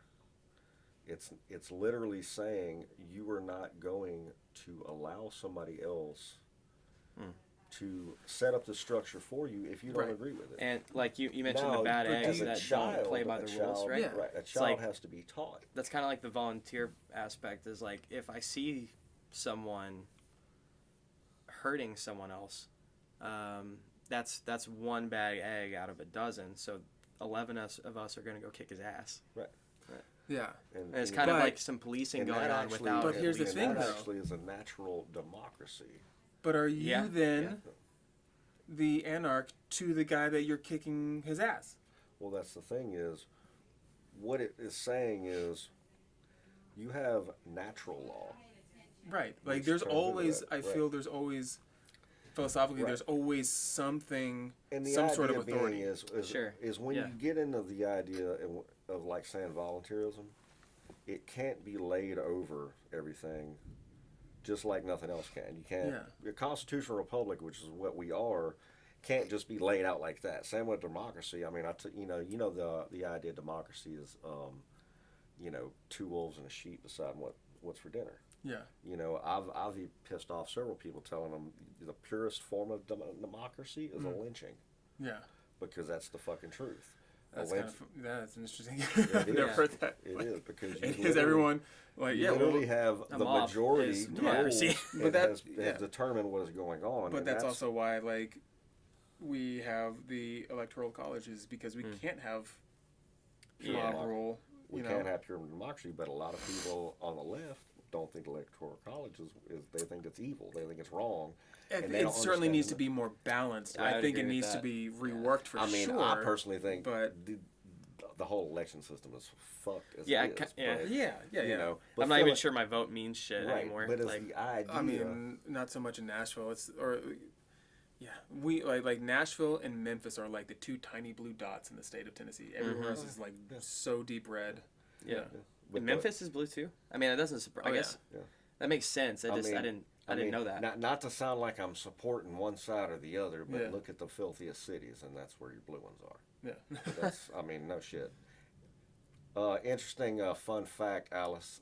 Nashville has never had a Republican mayor. Never. So Interesting. keep hating on them. They've never been your mayor here. But it's I mean, Nashville's weird. I mean, there's not to get too deep in like political stuff, but like America in general is getting to a point where I am very excited, and like the reason why I love America is because I love that I can leave America and come back, Yeah. or I can, We like- can sit here and talk about all the politics we want Yeah. and dog the federal, no matter which one it is, and Yeah. every, I can talk about how every politician should be swinging in town square, and I'm not going to walk outside and get snatched up.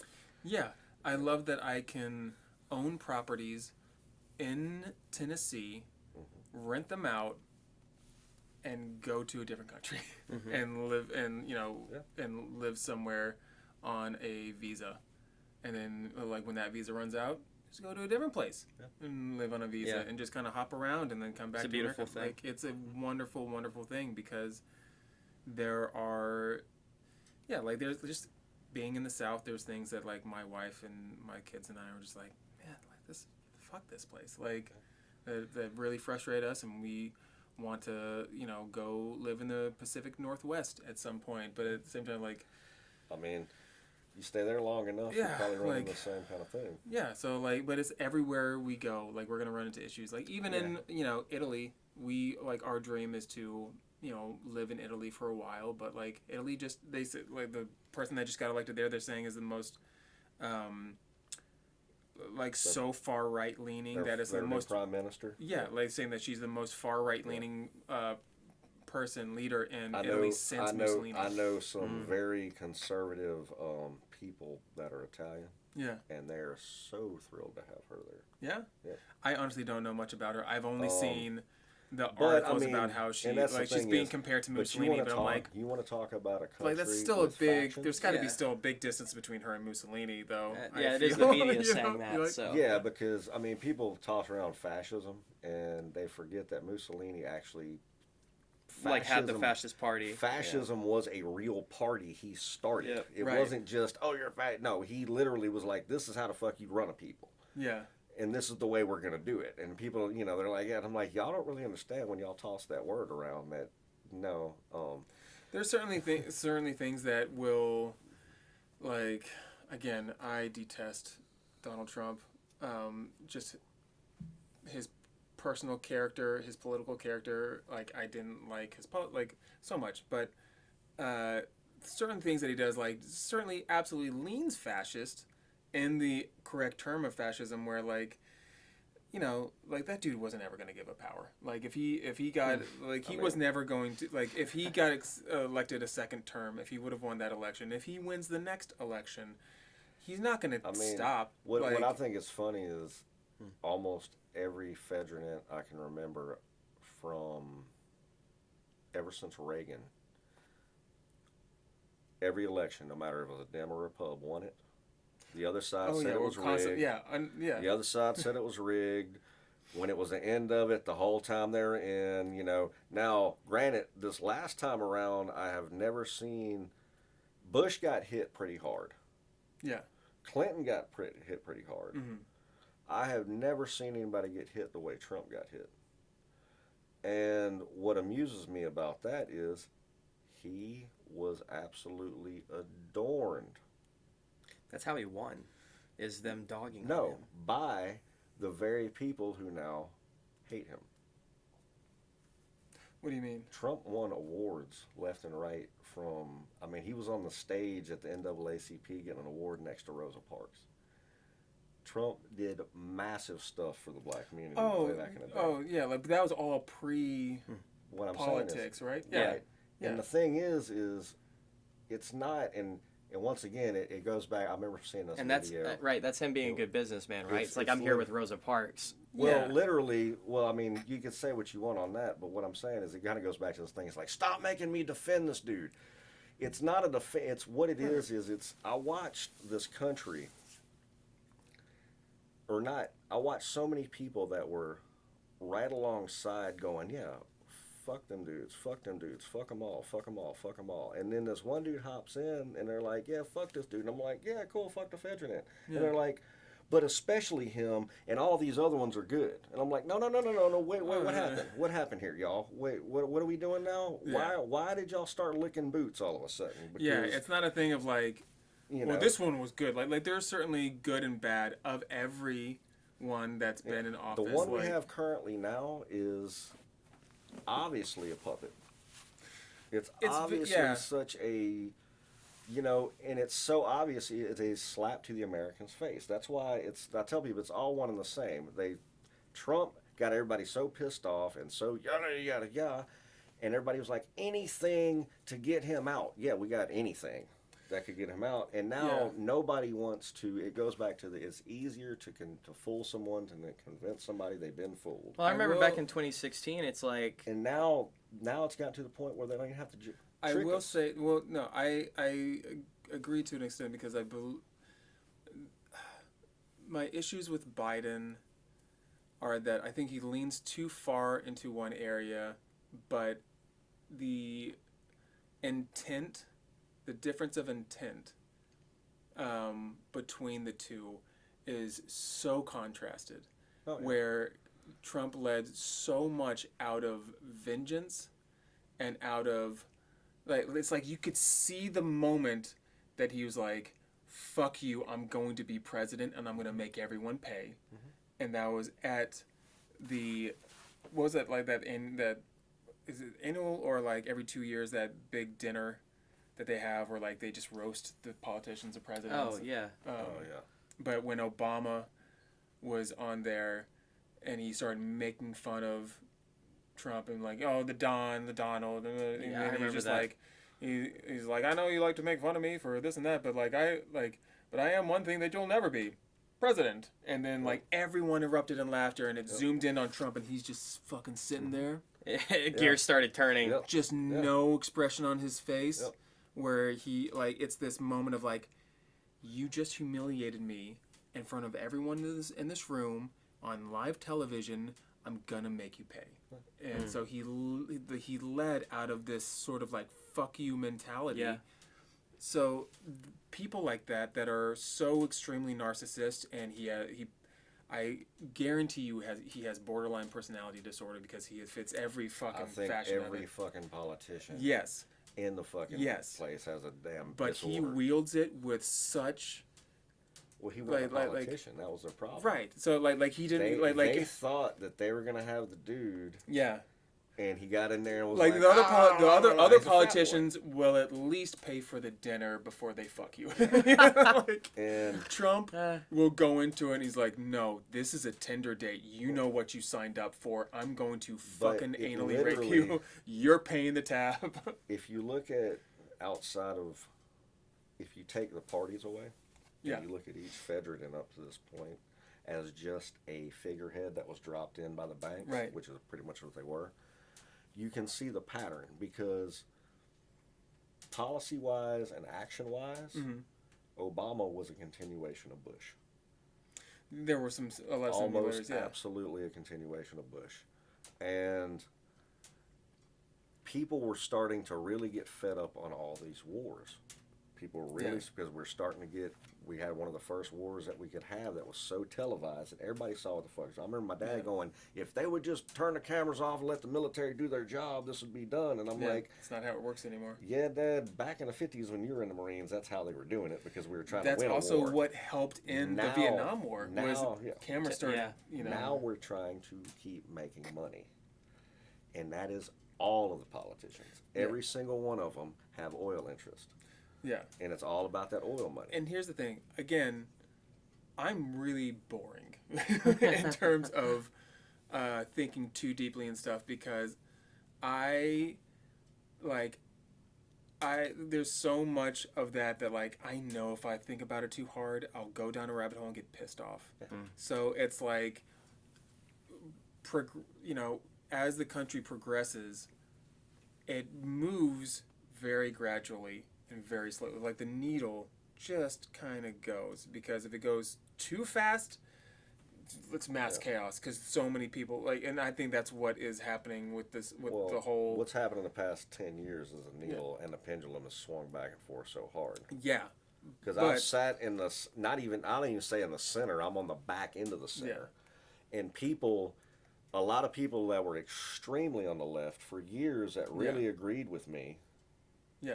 Without me, agreeing with them, and people that were on the right that were like, I don't know what you're talking about, literally went night and day with me. But well, think of it like socially. So like this whole, like, everyone calls it the woke movement or whatever. The woke movement happened.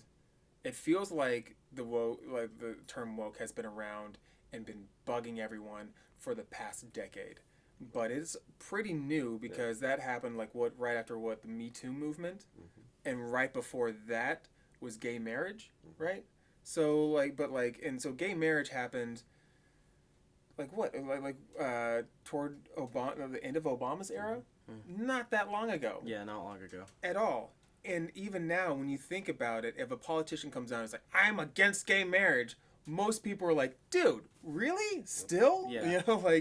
That's good point. so long ago. It moves so fast Yeah, now. and so like the pendulum, like the progression is getting pushed so far that like now people are like transgenderism. Like what the fucking guy at CPAC saying transgenderism needs to be eradicated from human life when I don't think he knows what he's fucking talking about. Like I think I know what he's referring to, but I don't think he knows what the fuck he's saying because I think that's was that Knowles? yeah. A lot of those guys, and that's Well, what. this is hilarious because I photographed him once. And a lot Michael of Knowles. those, a lot of the different. I was photographing some Daily Wire event, and like it was like a big meet and greet, and it was just a job. Like it was just like a buddy of mine was like, "Hey, we need a photographer for this," and I was just like, "Eh," but he was like, "It pays this." And I'm like, "Eh." Oh yeah. So I did it. You know, like Ben, Candace, all of them were there. I didn't like individually meet them, but like I got paired with Michael, and he seemed decent, you know. But all the people that he was taking photos with were like, he was like this guy who like just Christian regalia all over him, saying like, "I bet you never met a terrorist before. They called me a terrorist because I was at January 6th." And Michael was like, "Yeah, I've never met a terrorist before." Just taking their photos. Yeah, I mean that's Crazy. the thing is, it's really hard, and I've had to.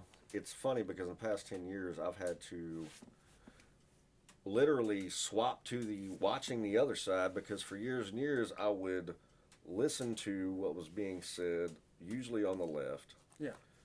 The right, I pretty much understood what the fuck they were already saying because I grew up around a lot of it. Mm-hmm. But now I started listening back because I'd hear the hyperbole, you know, so and so said yada yada, and I'll see the things put up. And what pisses me off more than anything, and it has no, I can absolutely completely disagree with somebody's view on something. Yeah. Okay. But if they're up there fucking talking and they're doing their thing and they're saying what they're saying, and I don't hear it, and you take an excerpt and you come to me and tell me, oh, they said this to try to get me to believe anything different than what I'm going to bring from listening to them fully, that's deception, and I despise that more than any fucking thing that person is. It's cherry picking things to like contort what they're saying. That is literally something that I've watched completely shift hands. Mm-hmm. You used to see that in very conservative situations, especially in Christian situations where they try to gas up shit. You know, what I love to tell the youth now when they talk about censorship, and I'm like, well, what about the parental advisory stickers? And they're like, well, da-da-da-da-da. I'm like, yeah, it's bullshit, ain't it, right? Yeah. Right? You know who gave us that? Yeah. Tipper Gore. Yeah. Al Gore's wife. wife. That was the Democratic Party. Yeah. What are you talking about? It was I'm like, hilarious, y'all still haven't gotten it. It is neither They're side playing of you the guys. fucking coin is for your You know interest. who was? It makes me miss. You know who was so brilliant at calling people out for cherry picking and distorting and like doing exactly what you said, where they would just like run through clips and they would just pick one thing and they would pretty much edit the clip. There's like, he said this. Like, can you believe that? Like, Jon Stewart was so brilliant on the Daily Show with doing. He would do that every day with Fox News, and like it was. He's really good at it. Yeah, and with Bill O'Reilly. doing Man, it. I It was miss so Jon great. Stewart. And the man. thing with Stewart is what really cracked me on Stewart is he managed to still keep it comedy. Yeah, And now he's actually popped out now, and he's really pissed. I've seen him with on the a left. couple things He's recently. going off about it because he's like, y'all are really done exactly what the fuck. And that's We've just been it. Is dogging it goes other back people and for forth doing it. because Yeah. it's two hands of I mean, the same Colbert entity. took it over, and he is the biggest shill on the planet. You literally watch him spitting out. Colbert is still. He's funny, but He would he be funny doesn't if he tried, hide. yeah. He doesn't hide at all. Like what side he chooses to align with Bought and stuff like that. He's absolutely bought and sold. But, You know, you can see it in his Yeah. monologues. I mean, you see him say stuff that you're like, look, man, I mean, as much as we'd like to believe that, dude, it's been proven it ain't fucking true. yeah, I think You it's there's a lot about the the left that is good and bad in media, because it's like I understand their viewpoint. So like again with that needle moving, it's moving like the rate of it is moving faster, and it's scaring people because it's like, wait a minute. Listen, you guys got your gay marriage, and fine, we got it. Like we'll agree to it. You know, just don't force me to get gay. Like, fine, don't marry a dude. Like, okay, I won't. You know, like it's like that. But now you're telling me that, you know, like there's all these trans people now, and I have to like, like it's almost like when that started happening of like, okay, no, like yeah, like trans people are more, there's more popularity of them than you realize, or like more trans people than you realize because like for so long they just had hide, whatever the reason is. But then it quickly came into, wait a minute, what the fuck is non-binary? And then they them, and like so it's like they're like forcing all this information at these people that's like way too fast for them to like comprehend, because like it is super confusing.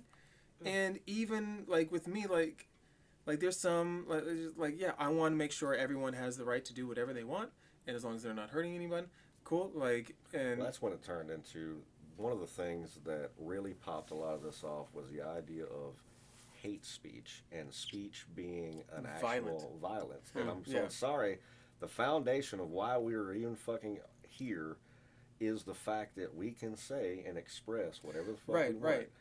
And physical violence is a line in the sand, and people will get into politics and forget that politics is a science and it has to be quantified. You can't just make a broad thing. That's why I talk about legislation. I don't care how good it looks. If it has anything about race, gender, sex, then it is sexist, racist, or whatever. Even if it's, well, no, this is good racism. This is trying, and it's still racism, and that does not belong in legislation. It should be all, weird, if it's equality, then it's people. Yeah, it's this weird, chaotic thing that's happening right now, I feel, where, you know, it's like, what the beautiful thing about free speech is, because it's like both sides of the coin I see and kind of agree with. So, like, yeah, private companies should be able to regulate their companies to an extent, as long as they're not infringing on people's civil rights. Right. Sure, then they should be able to like kind of run their companies the way they should. So like honestly, like I don't see a problem with social media companies censoring what they feel whatever they want to censor. It's a private company. It's not publicly owned. Like that's the deal we made. That's you know sure. So I don't like when I didn't give a shit when Twitter was censoring people on the right. I don't give a shit when Elon wants to censor people on the left. You know what the problem with that company is. It has nothing to do with that as a private company. Yeah. The problem with them censoring is that it was the FBI using our tax money. It was a government agency funding and telling Twitter. And that was what was proven. That's why they're like, fuck Elon, because Elon pulled out all the files and said, no, here's real documentation, factual documentation, y'all cannot deny this, of from what I correspondence understand, from the FBI saying, get on there, and it's written out plain as day. Well, from what and they paid the money. Again, I don't know too much about it, but from what I understand, and the very little that I saw and read of those documents, it was mainly like, listen, we like you know, like we would like it if you did this. You don't have to because of legal reasons, but just like for the purposes of like legal reasons, don't show Hunter Biden's dick. Like, can we like just say? Can we just have that as the line? They had literal like correspondence saying those I'm trying to remember how they put it. I'll probably misquote it, but basically it's very broken down, very specified. Here's payment. Here's an entire group we have in Twitter that is assigned to do this. I didn't. I mean, it was see completely that, but correspondent, but because they were a private company, they could hide it. And when Elon bought it, that's why they freaked out so bad about him buying it, because they knew he was going to do that shit. Well, okay. Well, like there is that side. There's the so what I mean by the other side of the coin is like when conservatives complain about freedom of speech. Freedom of speech means that I can say fuck Joe Biden. I can say fuck Donald Trump. Not get arrested for it because I have the freedom to do so.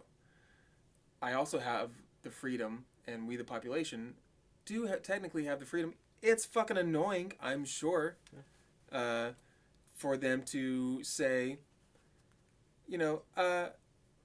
no, Bill Cosby's a piece of shit. Like, we're all going to collectively say, like, the idea of canceling can be used for good, for sure. Because there are some people that, like, when it finally gets brought to light and it just takes one person, whether it be, like they're talking about Bill Cosby, or they're talking about, even Louis C.K., or, like, whoever it is, for someone to finally speak out about this and this and this, other people to come forward and feel safe to be like, oh my God, yeah, I feel that validates me. That happened to me too, right. And for them to talk about that, like, that's why the whole Me Too movement, like, it started out was like, that's pretty fucking awesome. Like, people can finally speak out about this, and they can turn to them and be like, no, all of us collectively, fuck you. Right. We're not gonna buy your shit anymore. That's a beautiful thing. That's a beautiful thing. The irony. This is a beautiful irony, and Alice really listened up on this. Real excited, real quick, and attacked anyone that they could. Now, as anti-capitalist as many of the people are, okay, do you understand that cancel culture is absolute capitalism in action? Oh, it's like, I'm not going to spend my money here. That is literally what free market says, but it blows my mind, because people are like, well, no, we need to be in this kind of economy here. We need to be socialist and da-da-da-da. No, you understand, if you want things to work your way, it has to be free market, because that is what cancel culture truly is. When you boycott, that is free market capitalism at fucking work. So I want to. Many years ago, I posted up the sign that says, we reserve the right to refuse business to anyone for any reason. This is probably 10 years ago. I posted on Facebook and said, what does this sign mean to you? Yeah. And I had people going ape shit. Yeah. This means that store is a fucking race of people. This means blah, blah, blah, blah, blah. Fast forward 5, 6, 7 years later, after Trump. Yeah. People don't want to say that. Now they're all about that. Even though if you put it like that, they're like, that's still fucking blah, blah, blah, but their sentiment is still the same. So, going, no, I'm not going to support that. Yeah. So I actually do think... Just like we were talking about physical violence earlier. Yeah. Right. There's a separation from that, and I actually do believe there's such a thing as verbal violence. Right. And I'm actually... Maybe that's a controversial opinion, but I think that what we're talking about, like cancel culture, it's like that's when you don't have, if let's say like Bill Cosby, great example, we're all going to basically boycott him and say, wow, like, I didn't know he did that, fuck everything he's related to. That is violent to him, in the sense of like we've talked about violence. Theft is violence. If someone comes and takes money from you, that's starving your children. That's violence. Now there's a difference. But that's a good... I agree with that. I agree that that's a good thing. To preemptively take it, you're actually not taking from them. You're stealing what would, in essence, be intellectual property. Unless they lose their job or any movie deals or something. But what I'm saying is, it's still intellectual, because that's not something... Oh, they don't have it in their hand. I hear you. I also don't know if I would qualify canceling someone as theft for him, because they're not stealing. Oh, fair. Yeah. So it's... That kind of also falls under, like, piracy of a video or music isn't theft, because you didn't take it and they still have it. Yeah. So it's kind of the same concept of, like I'm saying, it's potential. Yeah. It's intellectual. I hear you. You're taking away the intellectual property somebody has when their name is worth money. When you cancel them, you've taken that property away because they can't make money. And you're right, the theft is not the right word, and that's that has like a negative connotation to it that I'm not really trying to put on it. But it's also, that's all a spectrum. And what's also kind of good and bad about stuff like spectrum, like everything is basically on a spectrum. Like violence is certainly on a spectrum. Violence, like that's violent, but like stabbing you is a lot more violent, like so like, or speech being violent, threatening someone. How badly would you say to them? Like there's like certain levels of that. That's why in a court, there's different levels of murder. Well, threat, but a threat is also illegal.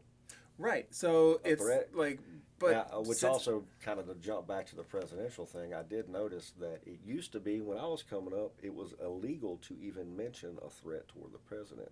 But the minute Orange Man got in office, nobody paid attention to that because I saw people yeah, typing it was weird threats. because I'm like going, y'all do realize that's like a treasonable offense right there. I will say though, Not that I give a shit, but no, that's. I will say that the left is a lot better at canceling their own Yeah. than the right. Oh yeah. Because Yes. who was the politician that was on SNL who's funny? He got canceled or like he stepped away from office because some photos popped up of him. Like there was a reporter that was covering him a long time ago who was like asleep in a chair, and he took a photo of him like that on like Oh news. yeah, I remember that, but I can't remember who it was. He was really funny, but They ate him alive. They ate him alive, but also because the left is very good Al at Franken. being Al Franken. The left is very good at trying to hold their own to their own standard of being like, okay, fair is fair. We know that like we are a lot harder on one end than we are the other, but we do need to have certain sets of rules that we all need to abide by, and it is unfair Franken- to cancel all that. We have to call Franklin out, and Franklin was like, you know what, you're right. I'm going to, and he get out was of office. Yet another good example of why actors should be actors and not. But also, comparatively, what he did was not nearly as bad Right. as some other people. And so, like what he did wasn't great. But, Right. It was kind of. yeah, Really, but it was pretty mild compared to. Yeah, but, but he did, and kudos to him, he did set an example, a precedent of, like, okay, seriously, fair is fair. Right. I wouldn't want a Republican doing that, and I would probably tell them they need to resign. So, yeah, I'll resign. Right. Fair is fair. The right, they're experts at, nope, this is our dude. Yeah. Like standing up for their own and be like, Yeah. he's on our team, we support him, and like we are gonna give a million chances, Yeah. and we we are inclusive with him, and we're gonna prop him up. No, I don't care because he's still better than you, and so we're That's gonna true. they're really good at. One eats Yeah. itself alive, and it's like the bar is constantly raised with Yeah. the left. Is like Yeah. we're excluding everybody until we're at this tip of wokeness. Yeah. And everyone's excluded. But No it's, one's good. It's also funny though because, I don't know. I mean, one side, and it's also why like I do start like lean left with certain things, and like when people say that the both parties, like at the end of the day, like from a third party perspective, like yeah, I understand that a lot of it seems like the same thing, but one side, I feel is just super fucking annoying. The other side is hang Mike Pence. So it's like the two sides are not equal to me in the sense of Extremism. like extremism or violence or anything like that. Like the left, like you, I've had many conservatives that I'm close to say like, well, Marjorie Taylor Greene is awful. Yeah, we all know she's awful, but like, she's basically our AOC. I'm like, no. Like, AOC is obnoxious. But the things that she stands for, the things that she's trying to push in a really obnoxious and annoying way are positive things, even though they would ultimately, like, a lot of things may do more harm than good. It would help if she understood what she was. That pitching, too. but So she's- but what in she, her like, defense, her intent. she's reading off of what she got hired to do. She's Right, but literally her picked out of intent- thousands of applicants for that position. Yeah, her intent is infinitely better than the intent of Marjorie Taylor I Greene. agree. Where the person, like Right. there's a video where I was just like, oh fuck this cunt, where the politician that is across the hall from Marjorie Taylor Greene, like posted on her door, on her own door, proud of her daughter, like she has like a trans kid, and was like, I'm proud of my trans kid, and like had a rainbow flag, all that, like posted on her door. It was like putting a bumper sticker on your car, right? Marjorie Taylor, her MTG, her door faced that door. So she goes outside her door, and after that, puts a big sign up on her door that says, there are only two genders, and like looked into the camera and went right back in. Like, what a miserable bitch. Exactly. So her intent is being led by the same as Trump, which is fuck you. It's this idea of like, my intent is to just do harm to you because I don't like you and I don't agree with you, so I am going to hurt you. Where the other is like this idealist, everyone needs to love each other type of rainbows. No, I do think it's verbal violence when you don't refer to someone as their preferred gender, like type of annoyance of like, that's not realistic. That's idealist and it's annoying, but I get it, and you're leading with good intent. I see it on both sides though. I mean, I see left wingers that are extremely like, I mean, you get the by any means necessary. Yeah, there's some like, left. Whoa, y'all! I mean, if you get on, y'all are really stepping back to the old democratic ways. And that's there's extremes on both ends for sure. But when it comes to politicians and the people that are like elected and policies and stuff like that, like there's certain things that like they'll propose, but like everyone fucking knows that's not going to go through, whatever. But then there's certain politicians that propose things that like, no, that person's fucking serious, and it's dangerous. So that's why I personally lean one way to the other, but still like not very happy with both ends. But yeah, like that again, that needle getting like pushed further, like quicker than everyone's used to, causes people to get so confused and overwhelmed that they just want to be like, no, fuck all of it. It needs to be eradicated. When like, I don't think you understand what you're saying. Just what will happen? It's gonna calm down. It's all too much right now. One of the things to really watch, and it's and this is the other thing, is people don't sit down and watch the entirety of some shit like C-SPAN. Mm-hmm. They don't watch all of somebody's speech. Yeah. And if I can't stand, I will watch Biden's speech. I can't stand him. I'll watch Trump's speech. Because I want to hear the full thing of what they're actually saying. So when I start hearing this hyperbole, whether it's the good or the bad, I'm like, y'all are full of shit and y'all are full of shit. Y'all are all trying to trick me. What the fuck? Yeah. They're all full of shit. Y'all are all full of shit. I got what he was saying, because in his, like, I'm sure in Michael's mind, it's more like, hey, this whole woke thing is the same with Ron DeSantis, all those guys. This whole woke thing needs to end. Like, this is where Florida's where woke goes to die. Like, cool, I get it. Like, I get what you're saying. DeSantis is funded by Soros.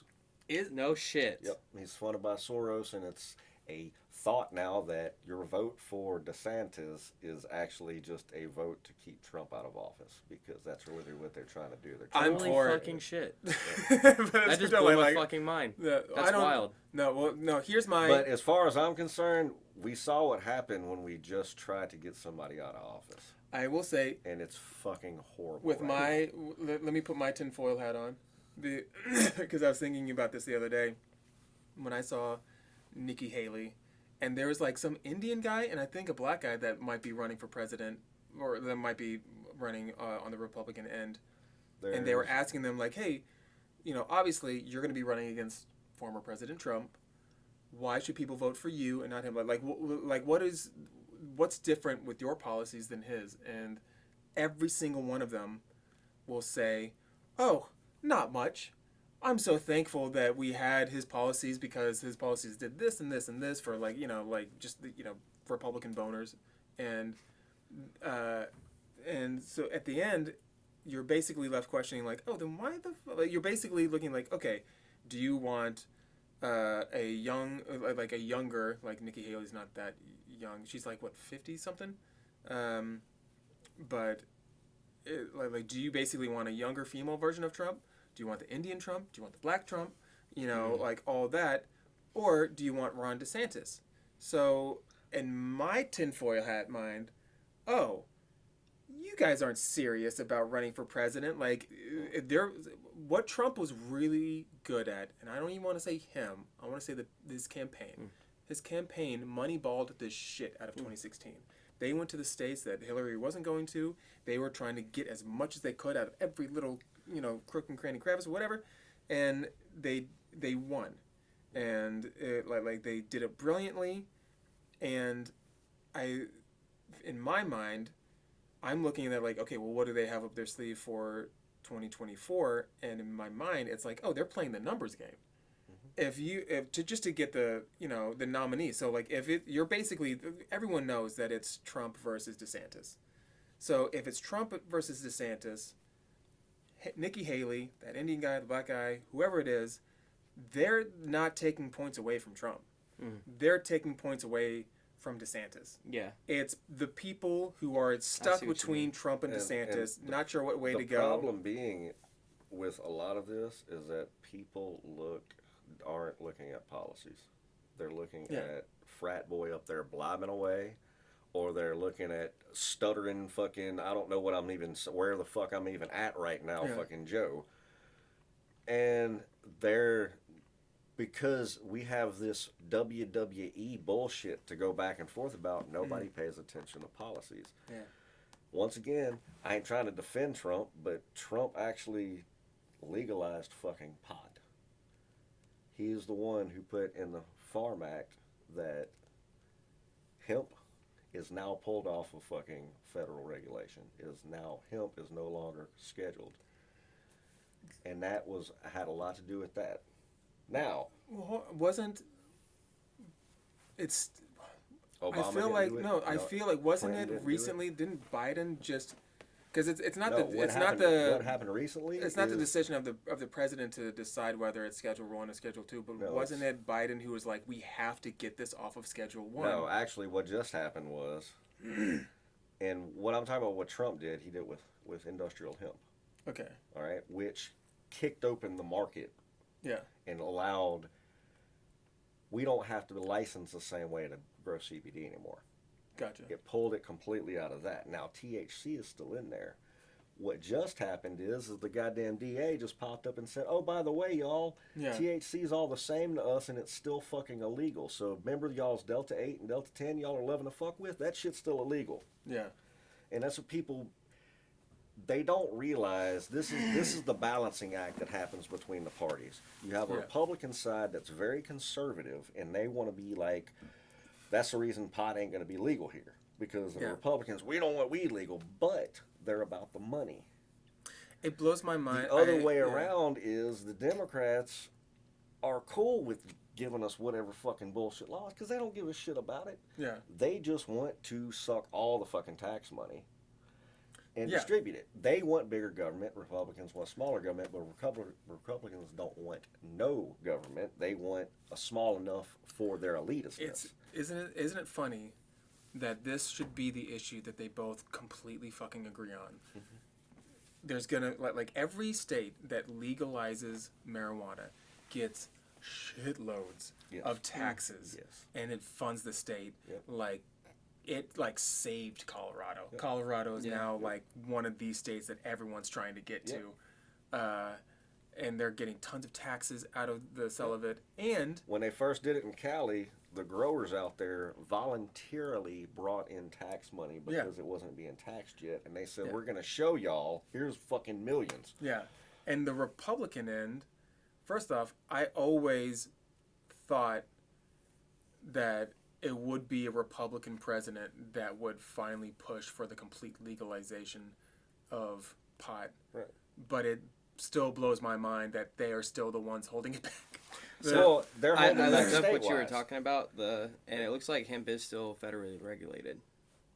What This based on what I was reading just now. No, it was did he make it more available but regulated? No, it's not on the it's not on the controlled substance list. Okay, anymore. just hemp. Yeah. Okay, I didn't look at that. Gotcha. Hemp's not controlled anymore.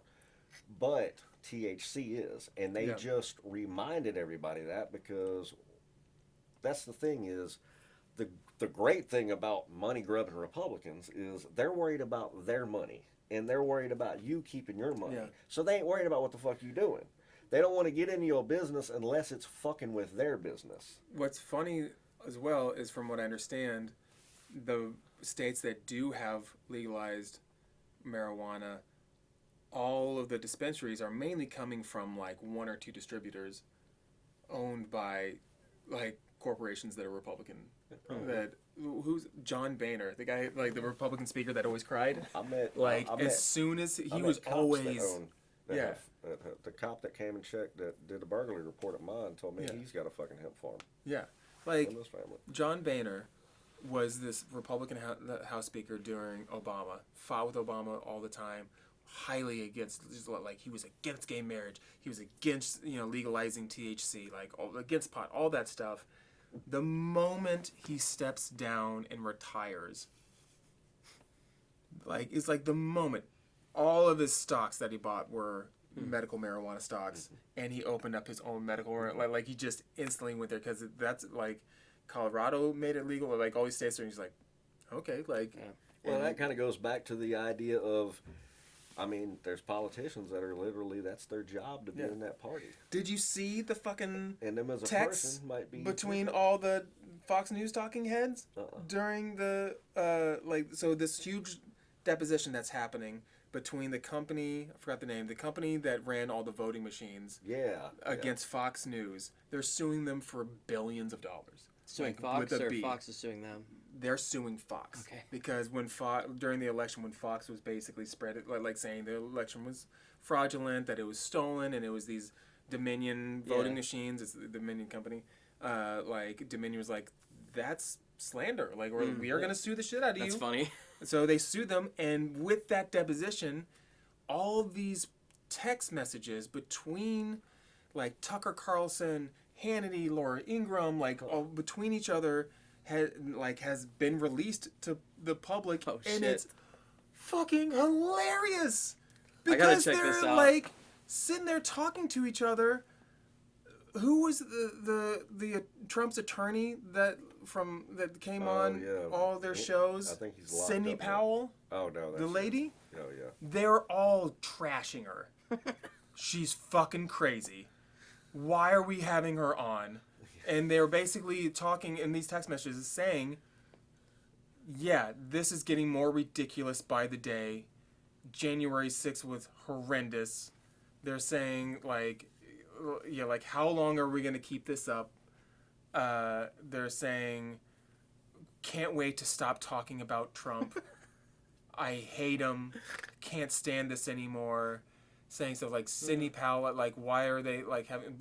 But they're also saying our audience they're all good people, and we're already all like as soon as we announced Arizona for Biden, they started dropping in numbers, and it's dangerous. We could lose everything. They're good people, but like this is madness. Like it's all basically them saying, like. What everyone fucking knows, Yeah. Have you That sounds seen like the any media. of the now released footage from January 6th? I mean, I've seen, like, yeah, if There's one key thing that is absolutely indisputable, no matter what anybody, because there was some assholes there breaking shit. a lot of assholes breaking shit. Really, when you look at the footage, the dude that's doing 4 Yeah. years, Yeah. He's being led. he yeah. is being walked all over there, reaching out and opening, trying to check doors for this dude. That any given fucking time, they could have grabbed this dude and said, no, you're not supposed to be in here doing this. Because he's That probably was fucking after CIA. they had to start allowing them in. They basically, from what I understand, the police got together and they're like, listen, they're gonna either run us over and kill us all, or we just had to let them in. And so You see that the point, footage of the dudes outside that are like supposedly other protesters going, all right, everybody, we're going to go in now. And all the people out there going, huh? There's that one guy where they're all And they're going, like, plant. yeah. And dude goes, dude, you sound like a Fed. Fucking Fed. Oh, that's what they were saying, They start Fed. chanting Fed at Fed. dude. that that's would be trying to great get him if going. it was the whole thing. Here's It my was such, issue. Gotta that be a was mix, Such, yeah. that Well, was here's- such a fucking yeah, false here's flag. my issue with that. I knew January that 6th when it stuff. was happening. Because again, I'm boring when it comes to conspiracies. Yeah. When like I remember when all that stuff, as soon as after it happened, all the photos of like got released. It was like these guys are actually Antifa. They're not, and they're just sitting there and like, but they did background like, nope, those are like those are like far right like pedophiles that were got let in there, and like they zoom into the into like their arm into like a blurry image, and like that's actually an Antifa tattoo, and like it was pretty like no, that was like a like we the whites or something like that. It was like some racist tattoo, and again with my boringness, like most of the time the most logical answer is the answer, right? Occam's razor, right? Yeah. So like imagine being a Trump supporter that is part of January 6th there the whole day. You fucking planned it for the weeks ahead of time.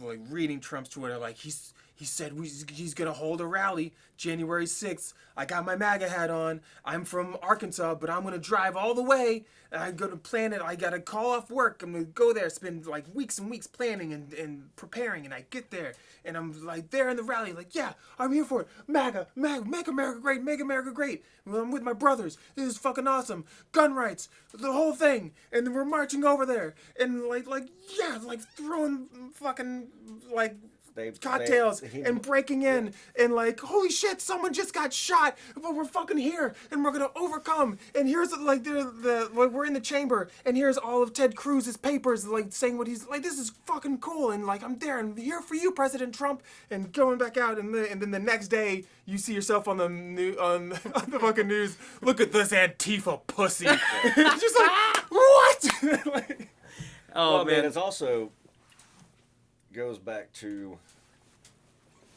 the excerpts. yeah. Trump's speech. Yeah. And I didn't even see this until way later on. They showed the full where he's literally saying, when we go down there, y'all be peaceful, yada yada. He literally tells everybody, don't go ape shit. And this is what blows my mind about that whole thing. Is many people that couldn't stand the government, couldn't stand him. Why was that a bad thing? You know, it's like Josh, what's his name? He's a local comedian. I saw one of his little stand-up. He's pretty left-leaning. He goes, I used to play ball with that he dude. goes, I saw one of his clips. He's really left-leaning, but he goes, man, you know, when I saw that shit, you know, I was like, kind of tripping off my left friends. I was like, wait a minute, good job, guys. Hell yeah, that's what I'm talking about. Yeah. What do y'all, I thought this is what we wanted. And I was going, yeah. You know, but also you got... I would people don't know. Yeah. That's not the first time that's happened. Oh no, but I would liken that to, so recently, my youngest got into basketball. She did her first league, and it was her first league. So like you know like it's kids that are in like 5th grade, 5th grade. It's a boys and girls, and the coach was having a difficult time. Because there's kids in that league on that team that were obviously more advanced than the others. Some that was their very first experience on a team. Like Olivia, she has played, like her experience with basketball is me taking her to the YMCA and teaching her myself one-on-one. She's never been on a team. She's never played with more than, just me. So I was like, hey man, there's some kids in here like Olivia that this is their first experience. Like if you need help, I'm here. I've played all my life. Like I was supposed to play college ball. Like, I turned it down to focus on other things, so I know my shit. I still play to this day all the time. I'm here if you need me. So he's like, awesome. I would love your help. So I was basically the Dwight Schrute of the basketball team, where I was the volunteer assistant basketball coach, going in there. And there's 1 week where he was out of town. So I led practice. I was the head coach for practice, and I was the head coach for the game. Given this is kids basketball, but it's also like this mentality stays throughout, high school, college, where you're just pumping them up. Like, we're going to go out there and we're going to, like, what did we work on? We worked on defense, and we're going to box out. And when we get the ball, when we rebound, we have our elbows out so they can't take it away. And we're going to get energized, and you pump them up. And you're it's like on 3 family, or like, all that stuff. And you get them pumped up. But then at the end of the speech, like somewhere in there, you trickle like, but remember, this is a game, and we're here to have fun. Yeah. And we're gonna have a great time, and we're all in this together. And like this is a group opportunity, but we fight and we don't give up. Like, you mix that in there, of course. So Trump saying we're gonna march down there and we're gonna fight and we're gonna take our country back. I don't think he said take our country back, but No, he didn't say fight. He did say fight. Did he say fight? He said fight. Oh yeah. But he said we're gonna literally march says, down there, he literally says, and we're gonna show them. We're gonna be peaceful about it. He literally throws it in there. He absolutely does. Yes, but like, you're riling up guys who fucking love guns. Now, but this is the there's, key. there's a but legal this is the- aspect but this where is it's the key like thing. if This he is the has key to slip thing. in Yeah. the peaceful, While that even if that's speech not what was he going means. on, Yeah. the insurrection was already starting.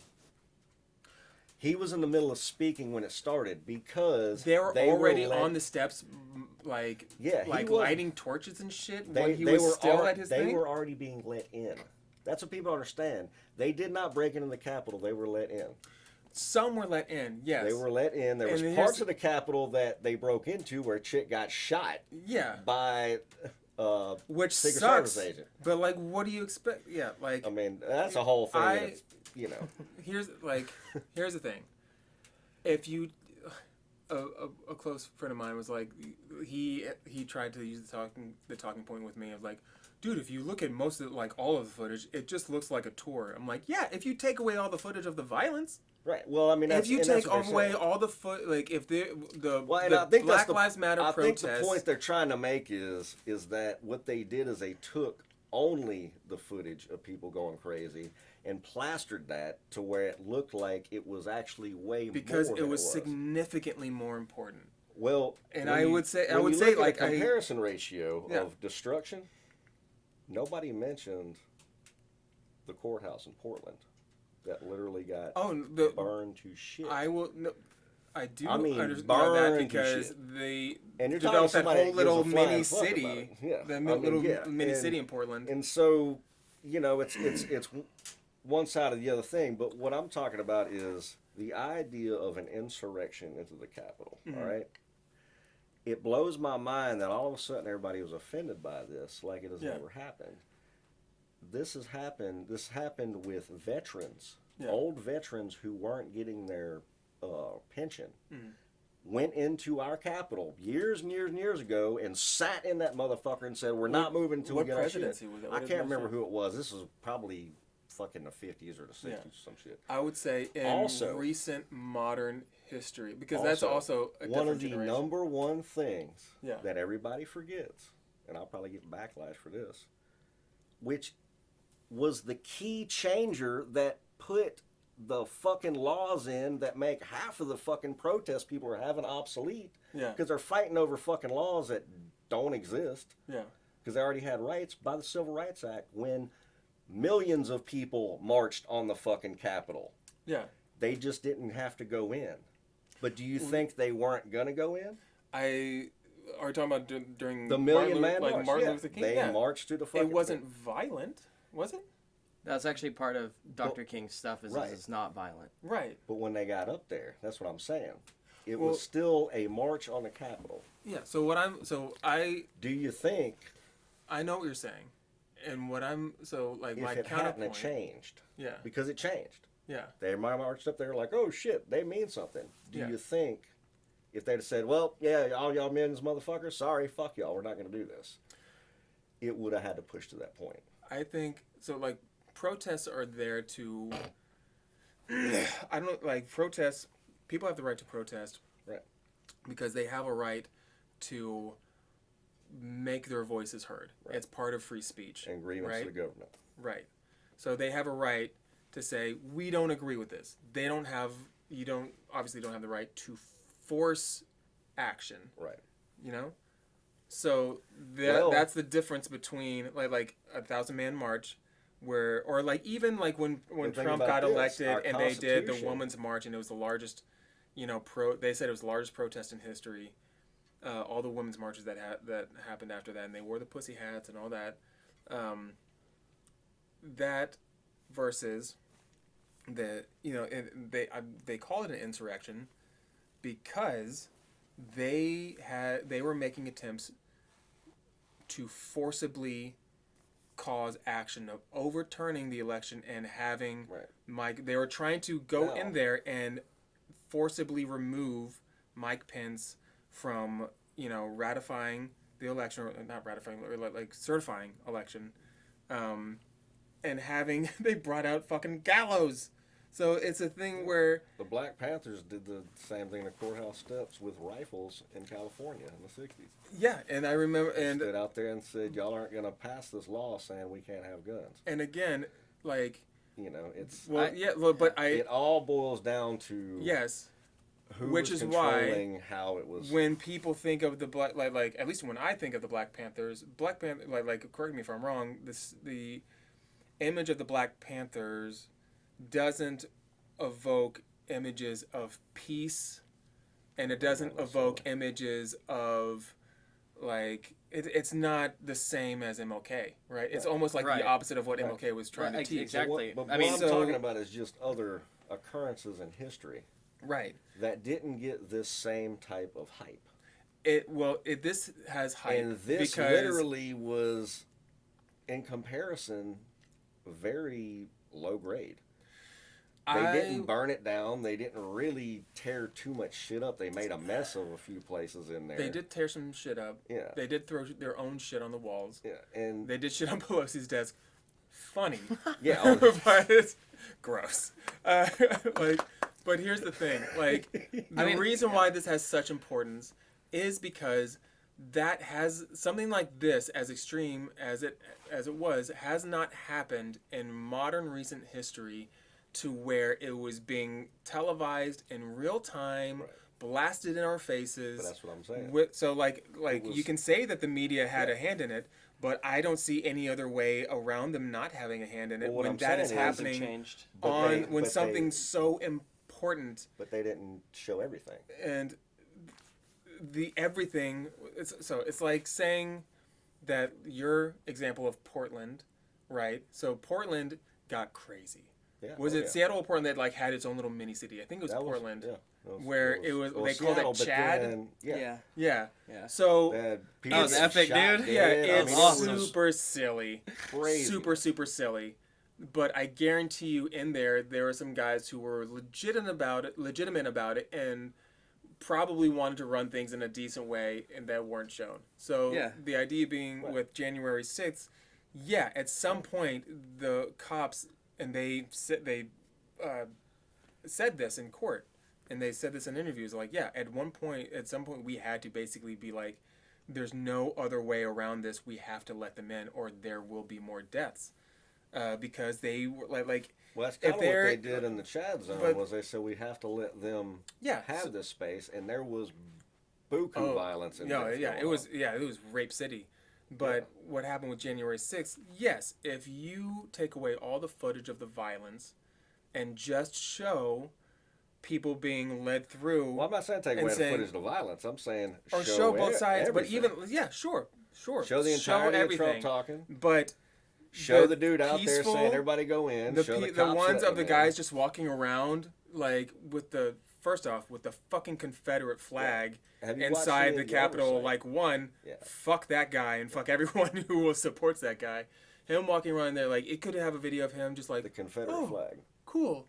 What did I say something? Well, the Confederate flag is a misnomer because the Confederacy never adopted that flag as their flag. No, it was their battle flag. It came from the top That was corner a of their battle flag. That was a Democratic battle flag, the way it is. It was a And then it was Klan, a conservative and battle flag. It Yes. was the Klan yeah. readopted it in the '60s to Oh, bring it back. no. Did but you it was hear absolutely Democrat. Have you read the The Klan interview? was absolutely Democrat. Have you read the interview of the guy who designed that flag? Like what we now know as the Confederate flag, and because it used to sit in the top corner of the main battle flag for the Confederacy, and the guy who designed it with the intent in mind of this is going to be the symbol of the white man having dominance over the black Negro. Really? Wow. So it's funny when that whole thing happened, when like during the like Me Too movement and stuff like when everything started happening and they're like, oh yeah, we're finally canceling the Confederate flag too because fuck that thing. A lot of people that I knew was like, that doesn't like listen. Well, it doesn't stand for racism.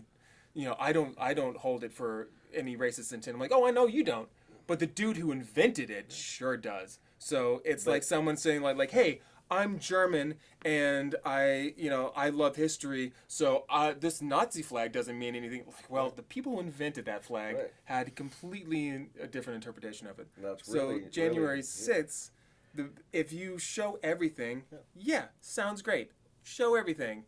But the peaceful stuff still is not going to mean anything compared to that's what I'm saying. the cop being dragged out of between those two doors into the crowd and people beating him with thin blue line flags on poles, and the guy like just trying to get back into the building, and they're crushing him with the doors, and he's spitting blood. Yeah, I thought it was kind of odd that. Yeah, I haven't seen that. That's crazy. Yeah, I thought it was kind of odd that that's actually your description of that. Yeah. Sounds like it would be a lefty's wet dream, the way they think about police now. No, most leftists. That would be. No, the ACAB thing. I don't have a problem with that. I mean, honestly, yeah. I've never been a fan of the ACAB thing because one, my brother, who I adore, is a Marine, and a lot of his friends are cops, but like. I put cops almost in the same category of. I just refer to them just as servicemen or like military, whatever. But I will say people who go into service are like infinitely more trained comparatively than police officers with background checks. Like my brother was is a recruiter for the Army National Guard now, and it is such a struggle for him to recruit people into the armed services because of the background checks and because of the upkeep that they have to do to them until they are finally in. Like, you need to do this, you need to do that, you need to study, you need to pass this test. They have to take an intelligence test. My dad was a Fed. Like, it's nuts. And my brother followed in his footsteps. No. with customs, and then customs became ICE. Yeah. My oldest brother, now my oldest brother, is retired, but he was an ICE agent. Yeah. And so but and I know you feel that way about that, but that's not the sentiment that comes from the left side. Oh no, I understand. I totally agree. I understand. That's what I'm talking about when I'm talking about that the January 6th incidents as it is comparatively to what goes on. Yeah. And that I really, honestly, truly think that it was a FBI false flag. Literally, because if you watch any oversight committee I'm checking to see if your bandana has 10 in it. Yeah. Have you watched any oversight committee stuff? Only a little bit. That is the shit to watch for anybody, really. Half the Congress shit, you watch the oversight committee, because when you got oversight committee, which a lot of the dudes are Republican, oddly enough, you get a lot of people that, regardless of what they feel, they are all about running the Constitution the way it's supposed to be done. So they get really pissed off, and they are asking, all right, and people can argue and say, well, the answer wasn't given. No, look, I know what a fucking lying motherfucking politician or cop or crook looks like. Yeah. When you ask the FBI, point blank, did you have any agents involved in the January 6th insurrection? Were there any FBI agents in there? Any assisting? All separate questions. Yeah. Their answers were never no. Yeah. They were continually, I'm not able to give any details on that. If you're not able to give details on that, there's no way that you cannot fucking say no. Because to say no, we didn't have any FBI dudes in there, okay, that's real simple. That's not I'm always happy to literally say I'm not going to say this shit and look with those fucking sideways looks they have. I'm always happy to. It is so they're so fucking crooked. To fully agree that the FBI has done shady shit their entire existence. Their entire existence is almost built on the ability to do shady shit for the purposes of an administration or for the purposes of just trying shit out and figuring things out. Classically, you can look at it like this. The FBI is a tool of the DNC and the CIA is a tool of the GOP. I mean, in general, I think it's just all over the place with them. I don't know specifically, but I do know that they've been super corrupt for a very long time and have been caught doing that. But to be fair to that, I imagine I would be surprised if that was the only section of questions that they had that answer to. Oh yeah, because everything. Oh, no. the Well, FBI, that's I what I'm- imagine that's their Fifth Amendment Well, to pretty much Sure. everything of like, Now- we're the FBI, we're not going to talk about We ain't gonna shit tell you with shit. shit. Right. Yeah. And that's the thing is, it's an oversight committee. If you and I get pulled in front of Congress and we lie, we get buried under the jail. Oh, no, yeah. And then You watch these FBI. what I can do hate whatever they about want. fucking oversight committees is you watch these fuckers get on there and lie. The congressman will be looking at the motherfucker in the face saying, Yeah. you are lying to us right now, Yeah. and nothing will ever happen to any of them. Yeah. It's That's just like all these crooked ass politicians they talk about, whether it's Hillary or Trump or any of them, they're like, they need to lie. They will never fucking see it. no, the oversight committees and stuff like that, that's basically public performance. Yep. That's but it does have But if you want to see good the parts to real corruption, it because Yeah. they're able to show it to the American people of like, listen, we may not be able to do shit Yeah. about what you're doing, but now everyone knows. Yep. Especially in this age of like cancel culture or whatever, like if they are doing it to like a business, people can be like, all right, well, fuck that business. So that's one of the beautiful things about democratic socialist capitalism, this wonderful fucking mix that we have.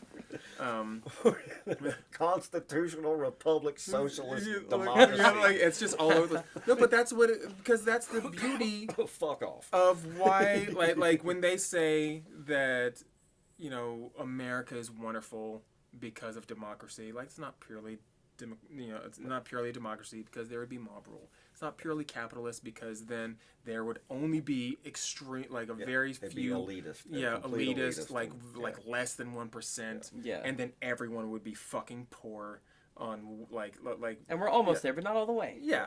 But like the gap is like so like there's the ratio, right? Like the military is socialism. The like obviously like welfare stuff like that, that's part of socialism, but there are good parts of socialism. The fire department, police, like school. There's stuff that it's all a matter of what School is what questionable. bifurcates the two mentalities of conservative versus liberal used to be and still should be. Oh, I just think the government needs to take care of these aspects in our life too, versus I want the government to be as small as possible because I don't want them in my life. But it's not. It's like this old school mentality. Well, you have the other side of that is we need the government on every aspect of my life because I need them to back me up to make you do or make you act to me or make you conform to Yes.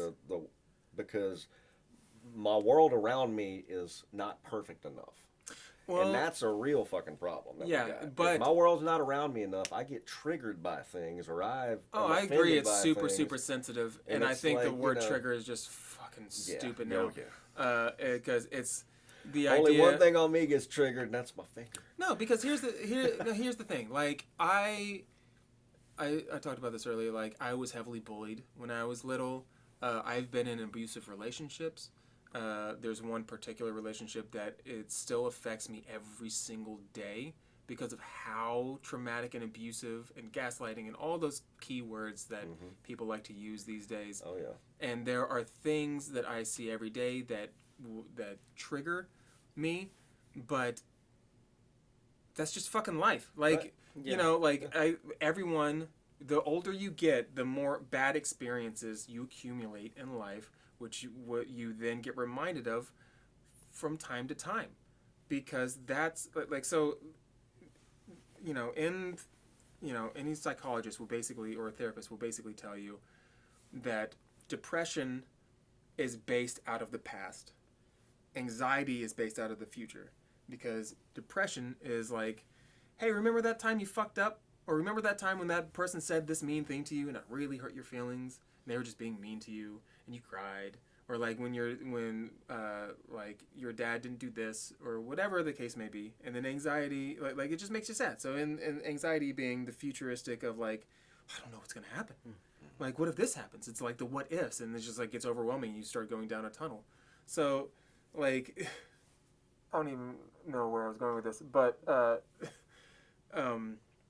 About finding the balance in between. yeah, it's you have to find like you just have to find a healthy balance, and you have to still move on into your days and through your days Because if you get stuck trying to avoid every single trigger, then you will never, ever get past it. You'll never be able to deal with your daily life. Your triggers will accumulate, and then you'll be just stuck. There's a thing called that my wife has. Like, I didn't know about this until my wife explained it to me, because she had to go through it with her past traumas, which is exposure therapy, which is you basically just expose yourself to something until it just doesn't really have that much of effect on you anymore. Desensitization. Yeah. So, like the idea of trigger warning, like, don't read if you're gonna like, if you don't want to be upset by this sort of subject, then sure, I guess don't fucking read it then if you just don't want to be upset. But also, like, I'm not saying that people should force themselves to read that stuff, but like the idea that everything triggers them, like, dude, you're not gonna be able to get far on your own in life. I mean, the whole idea is just because it triggers you doesn't mean it shouldn't exist. No. And you shouldn't have triggers the call can be on that. fucking beautiful. Oh yeah. They can be so helpful. Taking substance to be triggered Yeah. for several hours on end. Yeah. But it's also that mix of, that's why like on either end, whenever the pendulum swings, it'll eventually settle somewhere in the middle, and things will progress, and then it'll go like that. Like, yeah. I mean, that's just Cycle the idea of extremes on both existence. ends, finding that balance of what should the ratio be for these current times because of what has recently happened, like the ratio between capitalism and socialism and communism or whatever, like, anything, like all these things, which is why democracy is great, is because we can all collectively vote on how we want things to sway. Right. The idea. Yeah. Because it's like, how much communism do we want in this country? How much capitalism? Like, obviously, there's too much capitalism right now. Like, free market capitalism can be wonderful, and it can be super helpful, but it can be crazy damaging. Well, I think that what we have isn't free market. I think free market isn't capitalism. Free market is free market. I hate to interject, but let me stop you there because that's a whole nother thing. Yeah. We've been free falling through the air for almost 3 hours now, and I'm Yeah. afraid eventually we're gonna hit the ground. So I'm gonna call this to a close. But thank you so much for being here. This has been completely lost track of what we were actually doing here. So, Hey, this is it. We did in it. a very good way. We did it. Yeah. That's the thing. Exactly. Yeah. We've determined that it's all a pendulum swinging. Yeah. Yeah. And that one side of the coin is depression, and the other side is anxiety. Yeah. You gotta comfort yourself down in the center there, Alice. Yeah. Yeah.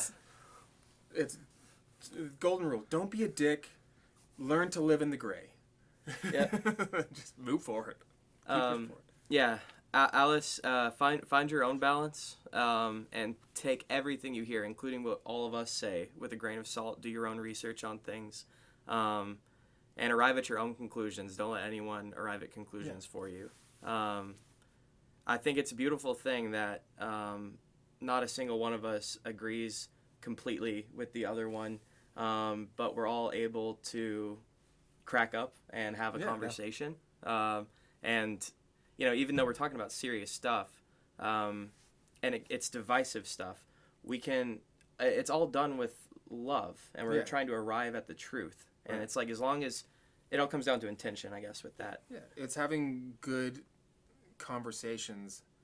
It's conversing with each other about it and not just trying to outshout the other one, or try and just avoiding certain silly argumentative tactics like ad hominem, where you're just going to attack the other person just because you know you're losing. We tend to try to leave our egos at the door. There's not a lot of space for them in the teacups. On that note, Dune, thank you again so much for being here, man. This has been great.